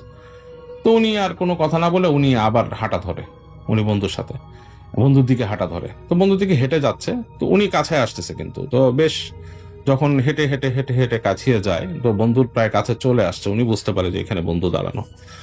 তো যখন উনি কাছে চলে আসে, তখন হঠাৎ করে দেখে যে ওনার অন্ধকারের মধ্যে, ঠিক যখন কাছে চলে আসছে ঠিক গাছের কাছে, হঠাৎ করে দেখে অন্ধকারের মধ্যে দুটো চোখ জ্বলে উঠছে, মানে চোখ দুটো জ্বলে উঠছে, লাইক বিড়াল মানে বিড়ালের চোখ যেরকম অন্ধকারে জ্বলে সেরকম ভাবে দুটো চোখ জ্বলে উঠছে। এবং মানে ওই বন্ধু যে হাঁ করছে, মুখের ভেতর থেকে দেখছে বন্ধুটা হাঁ করছে এবং তার দাঁতগুলো দেখা যাচ্ছে, ওরা সাদা দাঁত, মানে সেই চোখের আলোতে দাঁত দেখা যাচ্ছে, এরকম অবস্থা। এবং উনি দেখে ওনার প্রথম কয়েক সেকেন্ড উনি কিছু বুঝতে পারেন, ওনার গায়ের লোম সব দাঁড়ায় যায়, একটা মানে 1 সেকেন্ডের মধ্যে ওনার একটা গুজবাম হয় এবং উনি কি করতে পারবে চিন্তা করেন, 1 সেকেন্ডের মধ্যে উনি ঝেড়ে দৌড় দেয় এবং দৌড় দিয়ে উনি দোয়া পড়তে থাকেন। তখন ওনার ওনার ওনার মাথায় কিছু আসে না, উনি দোয়া পড়তে থাকেন এবং মানে উনি রাস্তাও হারায় ফেলেন, ওনার ছাতি ঠিক মতো উনি হাতে নাই না কি আছে এরকম ওনার খেয়ালও নাই। উনি দৌড়াতে দৌড়াতে একটা সময় উনি দেখেন যে উনি যে দোকানের পাশ দিয়ে আসছেন ওই দোকানের কাছে ওনার দোকানের পাশ দিয়ে উনি পাস করে আসছিলেন। সো ওই দোকানের পাশে দেখতেছে জটলা মেরে 2-3 জন মানুষ দাঁড়ায় আছে। তো উনি দৌড় দিয়ে ভয় পেয়ে ওই লোকগুলাকে বলে, এই ভাই যে ভাই শুনেন কি হয়েছে এখানে, আমি ভয় পেয়েছি, আমার দোকানের সামনে কি, মানে উনি উল্টাপাল্টা প্রলাপ বকতেছেন এরকম। তো 2-3 জন ডেকে বলে, এই আপনি রইস ব্যাপারই নাকি? বলে, হ্যাঁ আপনারা খুঁজতেছি তো আমি। বলে, কি হয়েছে? আপনি চলেন আমাদের সাথে। কি হয়েছে? আপনার বন্ধু অ্যাক্সিডেন্ট করছে, মানে এখন মরে যাবো, যে যান যায় অবস্থা, চলেন। তো রইস খুব মানে অবাক হয়ে যায়, মানে সে রইস ব্যাপারী মানে থতমত খেয়ে দাঁড়ায় যায় সেখানে, তার কিছু করার নেই। সে থতমত খেয়ে তো সেই লোকদেরকে বলে, ভাই আপনারা কারা? বলে যে আমরা ওইখানে কাজ করি স্ট্যান্ডে, আপনারা চলেন। বলে তাকে রোহিত ব্যাপারীকে নিয়ে ওখান থেকে হাঁটা দেয়। রোহিত ব্যাপারী বুঝতে পারেন যে এবার যারা যাচ্ছেন সাধারণ মানুষ, কারণ তারা কথা বলতেছে, ভাই আপনার বন্ধু অনেক ভালো মানুষ, বেচারা এরকম নিতে যায়, তারা ট্রাকে মারছে, মানে খুব আর কি। তো এই শুনতে শুনতে তখন সে যেতে থাকে তাদের সাথে এবং তার কাছে খুব খারাপ লাগতে থাকে। সেটা কি দেখলো, মানে তাকে দেখলো তার ফ্রেন্ড নিয়ে গেল, মানে সে কি তাহলে কারে দেখলো, তার বন্ধুই কি আসছিল তার কাছে, এরকম ভাবতেছে সে। তো হাঁটতে হাঁটতে তাকে ঠিক সেই হাসপাতালেই নিয়ে যায়, মর্গের ওই সাইড দিয়ে আবার নিয়ে যায়, ওখানে নিয়ে যায় মানে একটা জায়গায়, সেখানে আলো জ্বলছে, হালকা একটা ছোট পাওয়ারের আলো জ্বলছে এবং সেই বন্ধুরা বলে যে ভিতরে ওখানে একটা ছেলে মানে নার্স থাকে আর কি, তাকে বলে যে ওয়ার্ড বয় বা সামথিং, যে এরকম বলে যে ই তো মারা গেছে না, আপনারা যার কথা বলতেছেন মারা গেছে, এটা নিয়ে গেছে পিছনে, ওই পিছনে নিয়ে রাখছে, এটা মনে হয় ইসে নিয়ে যাবো, ওই যে ওখানে মর্গ আছে ওখানে নিয়ে যাবে, পরে সকালে পুলিশ টুলিশ আসলে এগুলার হবে, এটার নাই।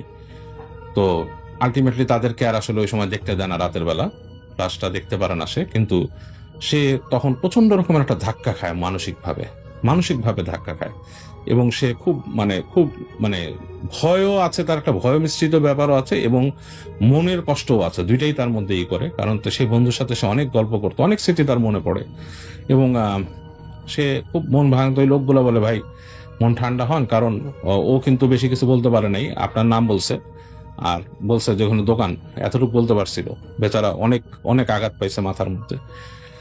তো রইস ব্যাপারী এগুলো শুনে সে মনটা খুব খারাপ করে, তার কিছু করার থাকে না, সে মন খারাপ করে সে আস্তে আস্তে বাসায় চলে আসে। তো ওই দিন রাতে সে যখন ঘুমায়, সে এসে তার স্ত্রীকে এই ঘটনাটা বলে যে আমি না এরকম দেখছি। তার স্ত্রী বলে যে আল্লাহ বাঁচাইছে, আপনি কোথায় গেছেন, কি হয়েছে, আপনারা কে দেখা দিচ্ছে কে? তো উনি রাতের বেলা ওই দিন যখন ঘুমায়, রাতের বেলা খেয়ে ঘুমায়, তো উনার বাসাটা ছিল হচ্ছে টিনের বাসা, মানে বাসাটা টিনের এবং জানলা আছে, এরকম টিনের ঘর আর কি। উনি ঘুমায় আছে, বৃষ্টি পড়তেছে রাতের বেলা, শব্দ পাচ্ছেন এবং ঘুমায় গেছেন উনি তখন অলরেডি। তো ঘুমের মধ্যে উনি শুনতেছেন যে উনার বাসার পাশে যে জানলাটা, ওটা কেউ নক করতেছে এবং একটা শব্দ, টক টক টক টক টক টক টক টক শব্দ। এবং তখন তিনি শুনলেন একটা গলার শব্দ, বলতেছে যে রইস, তার সে বন্ধুর গলা। বলে যে তুই আমারে দেখা গেলি না রে, কি ব্যথা, এরকম একটা কথা তাকে বলে। এবং সে তখন প্রচন্ড লাফ দিয়ে ওঠে এবং সে ফার্স্টে মনে করছিল সে স্বপ্নে দেখছে, কিন্তু সে বুঝতে পারে সে কিন্তু স্বপ্নে দেখে নাই, সে রিয়ালিটিতেই সেই জিনিসগুলো শুনছে। এবং তার বউ উঠে পড়ে এবং বউকে বলে যে আমি এরকম স্বপ্নে দেখছি। এবং তার বউ তার মাথায় হাত বুলিয়ে দেয়, দোয়া টোয়া পড়ে দেয় এবং দোয়া পড়ে তাকে ফু দিয়ে দেয়। এবং পরদিন সকালবেলা সে তাড়াতাড়ি আবার সেইখানে যায় যে দেখার জন্য। এবং তখন অলরেডি তার নিয়ে গেছে, ওই ডেড বডি পুলিশের থেকে তার ফ্যামিলিরা নিয়ে গেছে এবং সে আসলে ওখানে করতে পারে না। তো সে যায় পরে যে ফাইনালি ওই লোকের বাইর করে জানাজা কোথায় হচ্ছে এবং সে ওখানে যে জানাজা পড়ে এবং খুব দুঃখ প্রকাশ করে। তো রইস অনেকদিন ভয় পেতেন দোকানদারি করতে, এরপরে রাতে বেশিক্ষণ থাকতেন না, কারণ তার কেন জানি মনে হতো যে তার বন্ধু তার আশেপাশে ঘোরাঘুরি করে। তার কাছে এটা প্রায়ই মনে হতো, এবং তিনি প্রায়ই বলতো যে আমি প্রায়ই মনে হতো যে আমার ফ্রেন্ড এসে বসে আছে এখানে, এবং আমি ঠিক ও যেরকম আচরণ করতে, ও আসলে যেরকম হেঁটে যে এখানে বেঞ্চিতে বসতো, ওইদিকে বসতো, এরকম আমি ঠিক বুঝ পেতাম যে কোনো একজন মানুষ এখানে বসে আছে, এবং আমি এর জন্য দোকানটা তাড়াতাড়ি বন্ধ করে দিতাম, আমি আর থাকতাম না ওইখানে। তো এই ছিল রইস ব্যাপারীর কাহিনী, আপনাদের সাথে শেয়ার করলাম। তো যার ঘটনা শেয়ার করব বা যার ঘটনা বলবো তার নাম হচ্ছে সোহাগ। তার ফ্যামিলিতে দুইটা ছেলে ছিল এবং তার ওয়াইফ আর 2 ছেলে থাকতো গ্রামের বাড়িতে। তো ঘটনার ওই সময়টায় অনেক দিন আগের কথা, এবং এটা 1985-র দিকে হবে। তখন তিনি থাকতেন ঢাকায় একটা মেসে কয়েকজন বন্ধু বান্ধবের সাথে, এবং ফ্যামিলির সবাই থাকতো গ্রামের বাড়িতে। তো ছুটি পেলেই তিনি গ্রামের বাড়িতে যেত, অথবা ঈদের সময় গ্রামের বাড়িতে যেত, সেটার কোনো মিস নাই। আবার ধান কাটার মৌসুম আসলেও তাকে যেতে হতো। তার বড় ছেলে পড়তো তখন ক্লাস 6-এ, আর ছোট ছেলে পড়তো ক্লাস 2-তে গ্রামের স্কুলে। তো বলতে গেলে সুখী পরিবার, কোনো ধরনের ঝামেলা নাই, কেউ কোনো ঝামেলা করেনি তাদের মধ্যে, এবং কেউ কখনো এই ওনাদের ফ্যামিলির ভেতরে আসতেও পারেনি। তিনি ঢাকাতে গাড়ি চালাতেন, এবং এই গাড়িটা কিনেছিলেন তিনি তার পৈতৃক সম্পত্তি বিক্রি করবার পরে। তো সে একটা মাইক্রোবাস চালাতো, তখন টয়োটা লাইট এস এর এই মাইক্রোবাসটা 1980 মডেলের ছিল, এবং ওই সময় তিনি গাড়িটা কিনেছিলেন। তো কয়েক বছর মিডল ইস্টে থাকার পরে কিছু টাকা জমিয়ে এইসব মিলিয়ে আর কি তার একটা গাড়ি কেনা হয় আর কি। তো রেগুলার তার ডিউটি থাকতো ঢাকার কোনো একটা ইন্ডাস্ট্রি ওই লোকের সাথে। বিদেশি বায়ার আসলে তিনি এরকম ঢাকার বাইরে নিয়ে যেত। তো সেবার একটা কল আসে এবং একটা বায়ার আসছে। তো এত কল বলতে হচ্ছে এইটা অনেকদিন আগের কথা, এবং তখন কন্ট্যাক্ট বলতে গেলে কিছুই না। এবং তার এই যে রেন্টেকারের ইয়াটা, মানে উনি যখন দিয়ে রাখতেন, এটা হচ্ছে মিরপুরেই কোনো একটা জায়গায় তিনি রেন্টেকারের ব্যবসা করতেন, এবং কয়েকজনের সাথে তার কন্ট্যাক্ট ছিল। যখন এরকম কেউ নিয়ে যাবে ঢাকার বাইরে তখন কন্ট্যাক্ট করতো, কিন্তু এইটা তার ফিক্সড কল ছিল। তো তাকে কল দেওয়া হয় যে এরকমভাবে আসো, তোমাকে নিয়ে যাবো আমি। কোথায় যাওয়া হবে? সাতক্ষীরাতে। তো তিনি পরিপাটি হয়ে ভোরেই তেল গাড়িতে ভরে পৌঁছে যান যেই লোক যাবে তার বাসার নিচে। তো সেখান থেকে পিক করতেন ফরেনারকে, গুলশান থেকে ফরেনারকে পিক করে তিনি রওনা দিয়ে দেন এবং পৌঁছে যান রাত 9টা নাগাদ সাতক্ষীরা। তো এতটা ইজি ছিল না পথ, রাস্তা অত ভালো ছিল না, কিন্তু নতুন নতুন রাস্তা হয়েছিল তখনও কিছু জায়গায়। তো সব মিলিয়ে আর কি পৌঁছে যায় রাত 9:30, 9টার মধ্যে। তো পৌঁছাবার পর জানতে পারেন যে ফরেনার এখান থেকে, মানে ঢাকা থেকে এসে সে 4 দিন থাকবে সাতক্ষীরাতে। ওই ফ্যাক্টরির ভেতরে থাকার জায়গা আছে। তো যেহেতু থাকবেন, উনি আবার 2 দিন পরেই ঢাকা থেকে কক্সবাজার একটা ট্রিপ নিয়েছে, এবং সেটা তার খুব ঘনিষ্ঠ বন্ধু, সেটাতে যেতেই হবে তাকে। আর সেটা সে বেশ ভালো টাকা পাবে। আর ওনারাও জানায় যে 4 দিন থাকতে হবে তার সাথে, কিন্তু এই 4 দিন থাকার বদলে যে পেমেন্ট করবে সেটা খুব আহামরি না। তো যেহেতু নামিয়ে দিয়েছে, এটা দিয়ে তিনি চলে যেতে চাইলেন। আর তাদের মধ্যে বেশ কথা কাটাকাটি হয়, কিন্তু উনি রাগের চোটে, রাগের মাথায় ওই সময় ওইটা জায়গাটা লিভ করে। তো গাড়িতে আবার তেল ভরে তিনি রওনা দেন। তো আগে আমি বলে রাখি যে আমি লাস্ট একটা স্টোরিতেও বলেছিলাম যে তখন কিন্তু এইসব ঢাকার জায়গা দূরে, এখন যেমন কমিউনিকেশন খুব ইজি ছিল, তখন কমিউনিকেশন অত ইজি ছিল না। তখন অনেক অনেক সময় লাগতো। তো ভোর 6টা থেকে রাত 9টা, অলমোস্ট 15 ঘন্টা, 20 ঘন্টার কাছাকাছি চলে যায়। পরে রাস্তায় লাগে প্রচণ্ড ক্ষুধা। রাত তখন 12টা বেজে গেছে, তো অলমোস্ট 18 ঘন্টা ড্রাইভ করেছে তিনি। তো চারিপাশ অন্ধকার। তো অন্ধকার বলতে 1985 সাল। এখনই রাস্তায় বের হলে দেখা যায় মাঝে মধ্যে আপনারা যখন ঢাকার বাইরে যাবেন, 2 পাশে শুধু খা খা করতে থাকে। দেখবেন রাতে 2টা-3টার দিকে বাসের মধ্যে থেকে যারা যান একটু উকি মারলেই দেখবেন যে খা খা করতে থাকে, খালি বাসের লাইটটা পাওয়া যায়। আর তখন 1985 সালের কথা, তখন গাড়ি ঘোড়াও তো এত ছিল না। 2-1টা ট্রাক নাকি যেত 10 মিনিট পর পর। আমারও তখন জন্ম হয়নি। তো যেহেতু বাংলাদেশ দাপড়িয়ে বেড়ায় তিনি, ওনার সাহস ছিল। তো উনি খালি ট্রাক স্ট্যান্ড খুঁজছিল যে কিছু খাওয়া যায় নাকি। আর সেদিন মন মানসিকতা ঠিক না থাকায় তিনি খুঁজছিলেন যে প্রায় 20 ঘন্টা যাবত ড্রাইভ করে যাচ্ছেন, কিন্তু মানে টায়ার্ডে তার ঘুম চলে আসছিল, কিন্তু কোনো দোকান পাচ্ছিল না। তিনি লক্ষ্য করেন ঘুম ঘুম চোখে একটা ট্রাক স্ট্যান্ডের মতো কি জানি দূরে দেখা যাচ্ছে, ছোট্ট টঙের দোকান। আশেপাশে কোনো কিছুই নাই, কিন্তু টঙের দোকানটা এমন একটা পজিশনে যেখানে মনে হচ্ছে যে ট্রাক থামবে, মানে বেশ বড় জায়গা নিয়ে। তো যাই হোক, ওখানে কোনো ট্রাক নাই, ট্রাক ছিল না। 2জন লোক চা খাচ্ছিল এবং তার তাদের দুজনের পুরো শরীর চাদরে ঢাকা, আর তাদের মুখ ঢাকা, মানে দেখা যাচ্ছে না। সে চা আর একটা পান অর্ডার দিল এবং যদি পান না খায়, যদি চা না খায়, তিনি ড্রাইভ করতে পারবে না। তো তিনি দোকানদারকে বলে একটা চা দেন, একটা পান দেন।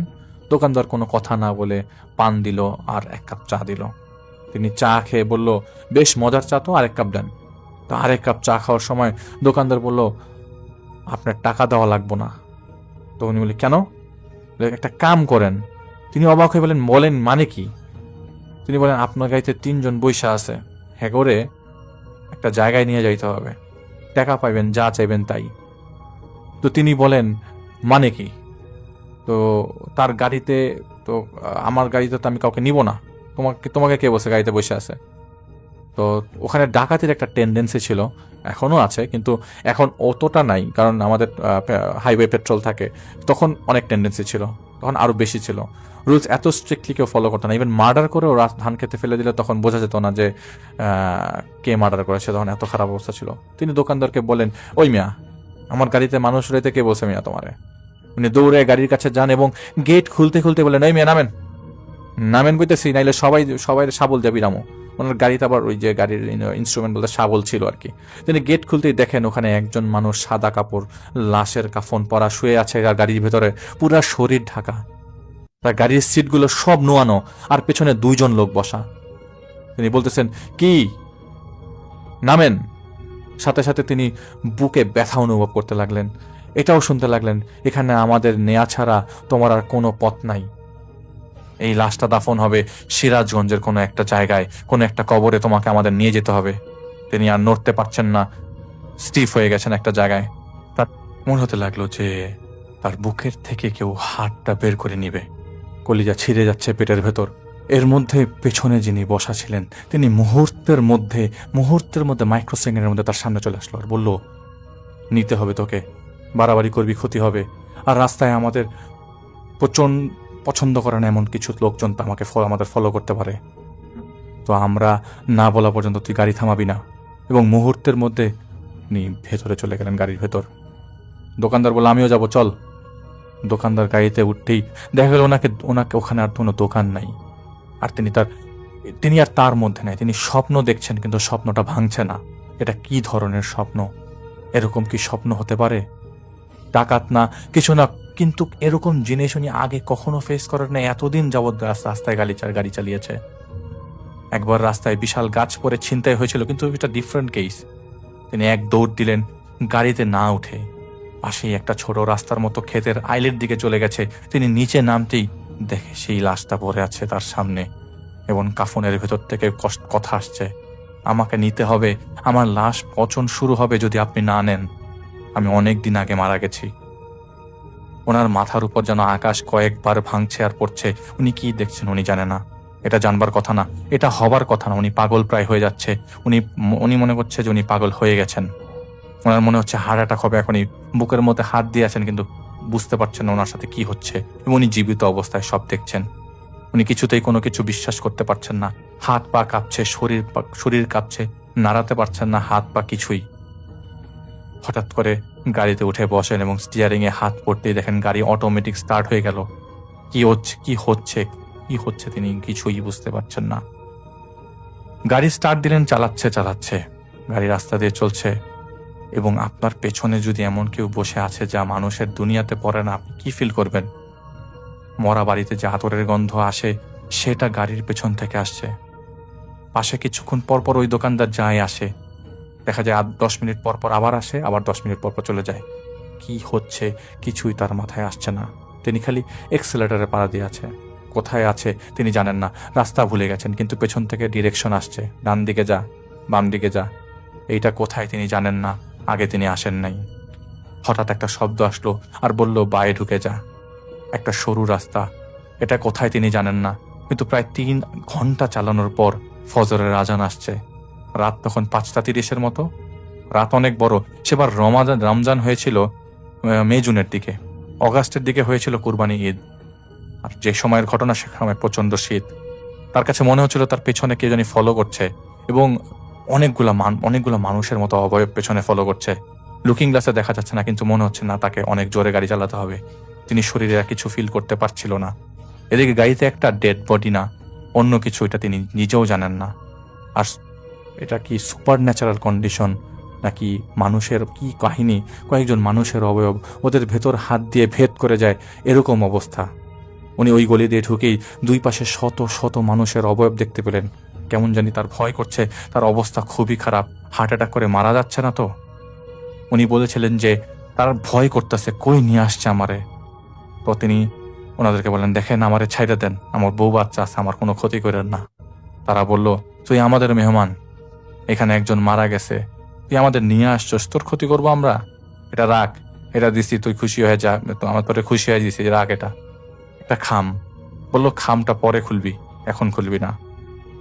আর তুই চাইলে জানাজা পড়ে যেতে পারস, তুই চাইলে জানাজা নাও পড়তে পারস, এটা তোর ইচ্ছা।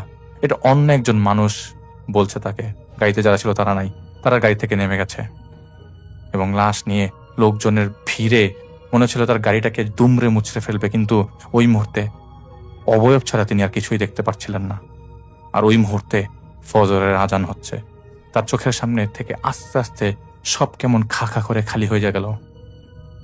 আর এই আজানটা ডিফারেন্ট আজান, এই আজানটা কেমন আলাদা আজান, আলাদা কথা। আজানের আসল কথা শুনে বোঝা যাচ্ছে না, বোঝা যাচ্ছে যে এটা একটা আজান, কিন্তু ওই আজানের কথা এটা না। কিন্তু দৌড়ে গাড়িতে উঠেন, গাড়ি স্টার্ট দিয়ে ব্যাক করে যাচ্ছে তো যাচ্ছে, ব্যাকে দিয়েই যাচ্ছে। একটা সময় কোনো শেষ পাচ্ছে না, যখন গাড়িটা ফ্রন্ট গিয়ারে দিয়ে আগানো শুরু করলো, তখন ঘুরে ফিরে সেখানেই বারবার চলে আসছে। সকালও হচ্ছে না, মানে সকালের দিকে একটু আভা থাকার কথা, কিন্তু কিসের কি, কোনো আভা নাই। এটা কোন এলাকা, কোনো মানুষ নাই, গ্রামের মানুষ, এতক্ষণে তো বের হয়ে যাওয়ার কথা। তিনি দেখলেন যেখান থেকে শুরু করেছেন সেখানে তিনি আবার ফেরত এসেছেন। সেই দোকানদার আসলো, বলল, তুই জানাজাটা না পড়ে গেলে ছুটতে পারবি না, জানাজাটা পইরা যা। তিনি গাড়ি থামিয়ে নামতে একটা কর্নার থেকে বেশ আলো পাচ্ছিলেন, অনেক অনেক আলো, ডিফারেন্ট কিসিমের আলো, না কুপি না হেজা, সাদা ধবধবা আলো। সেখানে কাতারে কাতারে মানুষ দাঁড়ানো, এত মানুষ কোত্থেকে, হাজারে হাজারে মানুষের মতো অবয়ব। তিনি জানাজা পড়লেন, বুঝা গেল এটা জানাজা হচ্ছে। জানাজাতে আল্লাহু আকবার এত মধুর সুরে ডাকা, তিনি পরেই মানে মানে মানে ভুলে যাচ্ছেন যে এখানে থেকে যাবো কিনা। একটু পরে যখন তার হুশ আসে, জানাজা শেষ, তিনি দৌড়ে গাড়ি স্টার্ট দেন এবং সেখান থেকে বের হয়ে মেইন রোডের দিকে চলে আসেন। গাড়ি চালাতে পারছিলেন না কিছুতেই। পরে কখন তিনি ঘুমিয়ে যান তিনি নিজেও জানে না। ঘুম থেকে উঠে দেখেন তিনি সত্যি সত্যি সিরাজগঞ্জের কোনো একটা জায়গায় চলে আসছেন, এবং তিনি বলতেও পারে না। তবে যে রাস্তা ধরে এসেছে সেটা সিরাজগঞ্জের রাস্তা পড়ে না। তিনি এর আগেও ঢাকা থেকে কয়েকবার সিরাজগঞ্জে গিয়েছেন, কিন্তু এরকম রাস্তা দিয়ে কখনো যায় নাই। তো যেহেতু সেদিবার সাতক্ষীরা থেকে সিরাজগঞ্জের রাস্তা ছিল, কিন্তু এরকম রাস্তা তিনি আগে কখনো মুভ করে নাই আর কি। পরে তিনি ঢাকাতে আসেন এবং বেশ কিছুদিন তার কাশি এবং জ্বর ছিল, যেটা প্রায় 1 মাস তাকে ভোগায়। তার গ্রামের বাড়ি ফেনীতে। সেখানে তার বউ বাচ্চাকে নিয়ে না জানিয়ে তিনি এক মৌলবীর সাথে দেখা করেন। তিনি বলেন যে কোনো জিন হয়তো মারা গেছিল, তাদেরকে কোনো এক জায়গায় নামিয়ে দেওয়ার জন্যই তাকে নেওয়া। সব জিন এক জায়গা থেকে আরেক জায়গায় তুরির মতো যেতে পারে না, জিনদের অনেকগুলো পার্ট আছে। এর মধ্যে তাকে যে জিনরা ধরেছিল, সেখানে ইফরিত জিন ছিল, কয়েকজন ভালো ইফরিত জিন ছিল যারা তাকে ধরেছিল এবং এরকম তার সাথে কনভারসেশনে গিয়েছিল। তো অনেকদিন গাড়ি তিনি ভাড়ায় চালিয়েছিল এর ঘটনার পরে 1992 সাল থেকে তিনি আবার গাড়ি চালানো শুরু করেন। তো এর পরে 2000 সালের পরে তিনি আর গাড়িটা চালান না। তো এই গাড়িটা পুরান হয়ে যাবে, বিক্রি করে দেওয়া হয়। তো ঘটনার মাঝখানে যে ঘটনাটা আমরা শেয়ার করছিলাম, যে একটা খামের কথা, সেই খামের ছবি তিনি আমাদের দেবেন, উনি আমাদেরকে আশ্বাস দিয়েছেন। এবং সেই খামের মধ্যে তখনকার সময়ের 11,000 টাকা ছিল। টাকাটা তো দেখাতে পারবো না, কিন্তু খামটা আমি দেখাতে পারবো। 1985 সালের 11,000 টাকার সময়ের 1 লাখ টাকা, এখনকার সময় 1 লাখ টাকার থেকেও বেশি। তো তার বয়স এখন 71। তিনি নিজে ঘটনাটা শেয়ার করেছেন এবং যাকে শেয়ার করেছেন তিনি আমার পেশেন্ট। আসসালামু আলাইকুম প্রিয় লিসেনার্স, এতক্ষণ থেকে আপনাদেরকে অনেকগুলো ভয়ানক ঘটনা শোনানো হয়েছে। এই ঘটনাগুলোর মধ্য থেকে কোন ঘটনাটি আপনার কাছে সব থেকে বেশি ভয়ানক বলে মনে হয়েছে, কোন ঘটনাটি আপনার কাছে সব থেকে বেশি ইন্টারেস্টিং বলে মনে হয়েছে, এবং কোন ঘটনাটি আপনার অতীতের কোনো একটা সময়ের সঙ্গে মিলে গেছে, যদি এমন হয়ে থাকে সেটি কিন্তু জানিয়ে যেতে পারেন আমাদের কমেন্ট সেকশনে। আর এরকম ভয়ানক ভয়ানক ঘটনাগুলো পাওয়ার জন্য অবশ্যই আমাদের চ্যানেলটি ভিজিট করবেন। আমাদের চ্যানেলটির মধ্যে প্রত্যেকটা এপিসোড বাছাই করা সেরা সেরা ঘটনাগুলো নিয়ে তৈরি করা হয়েছে।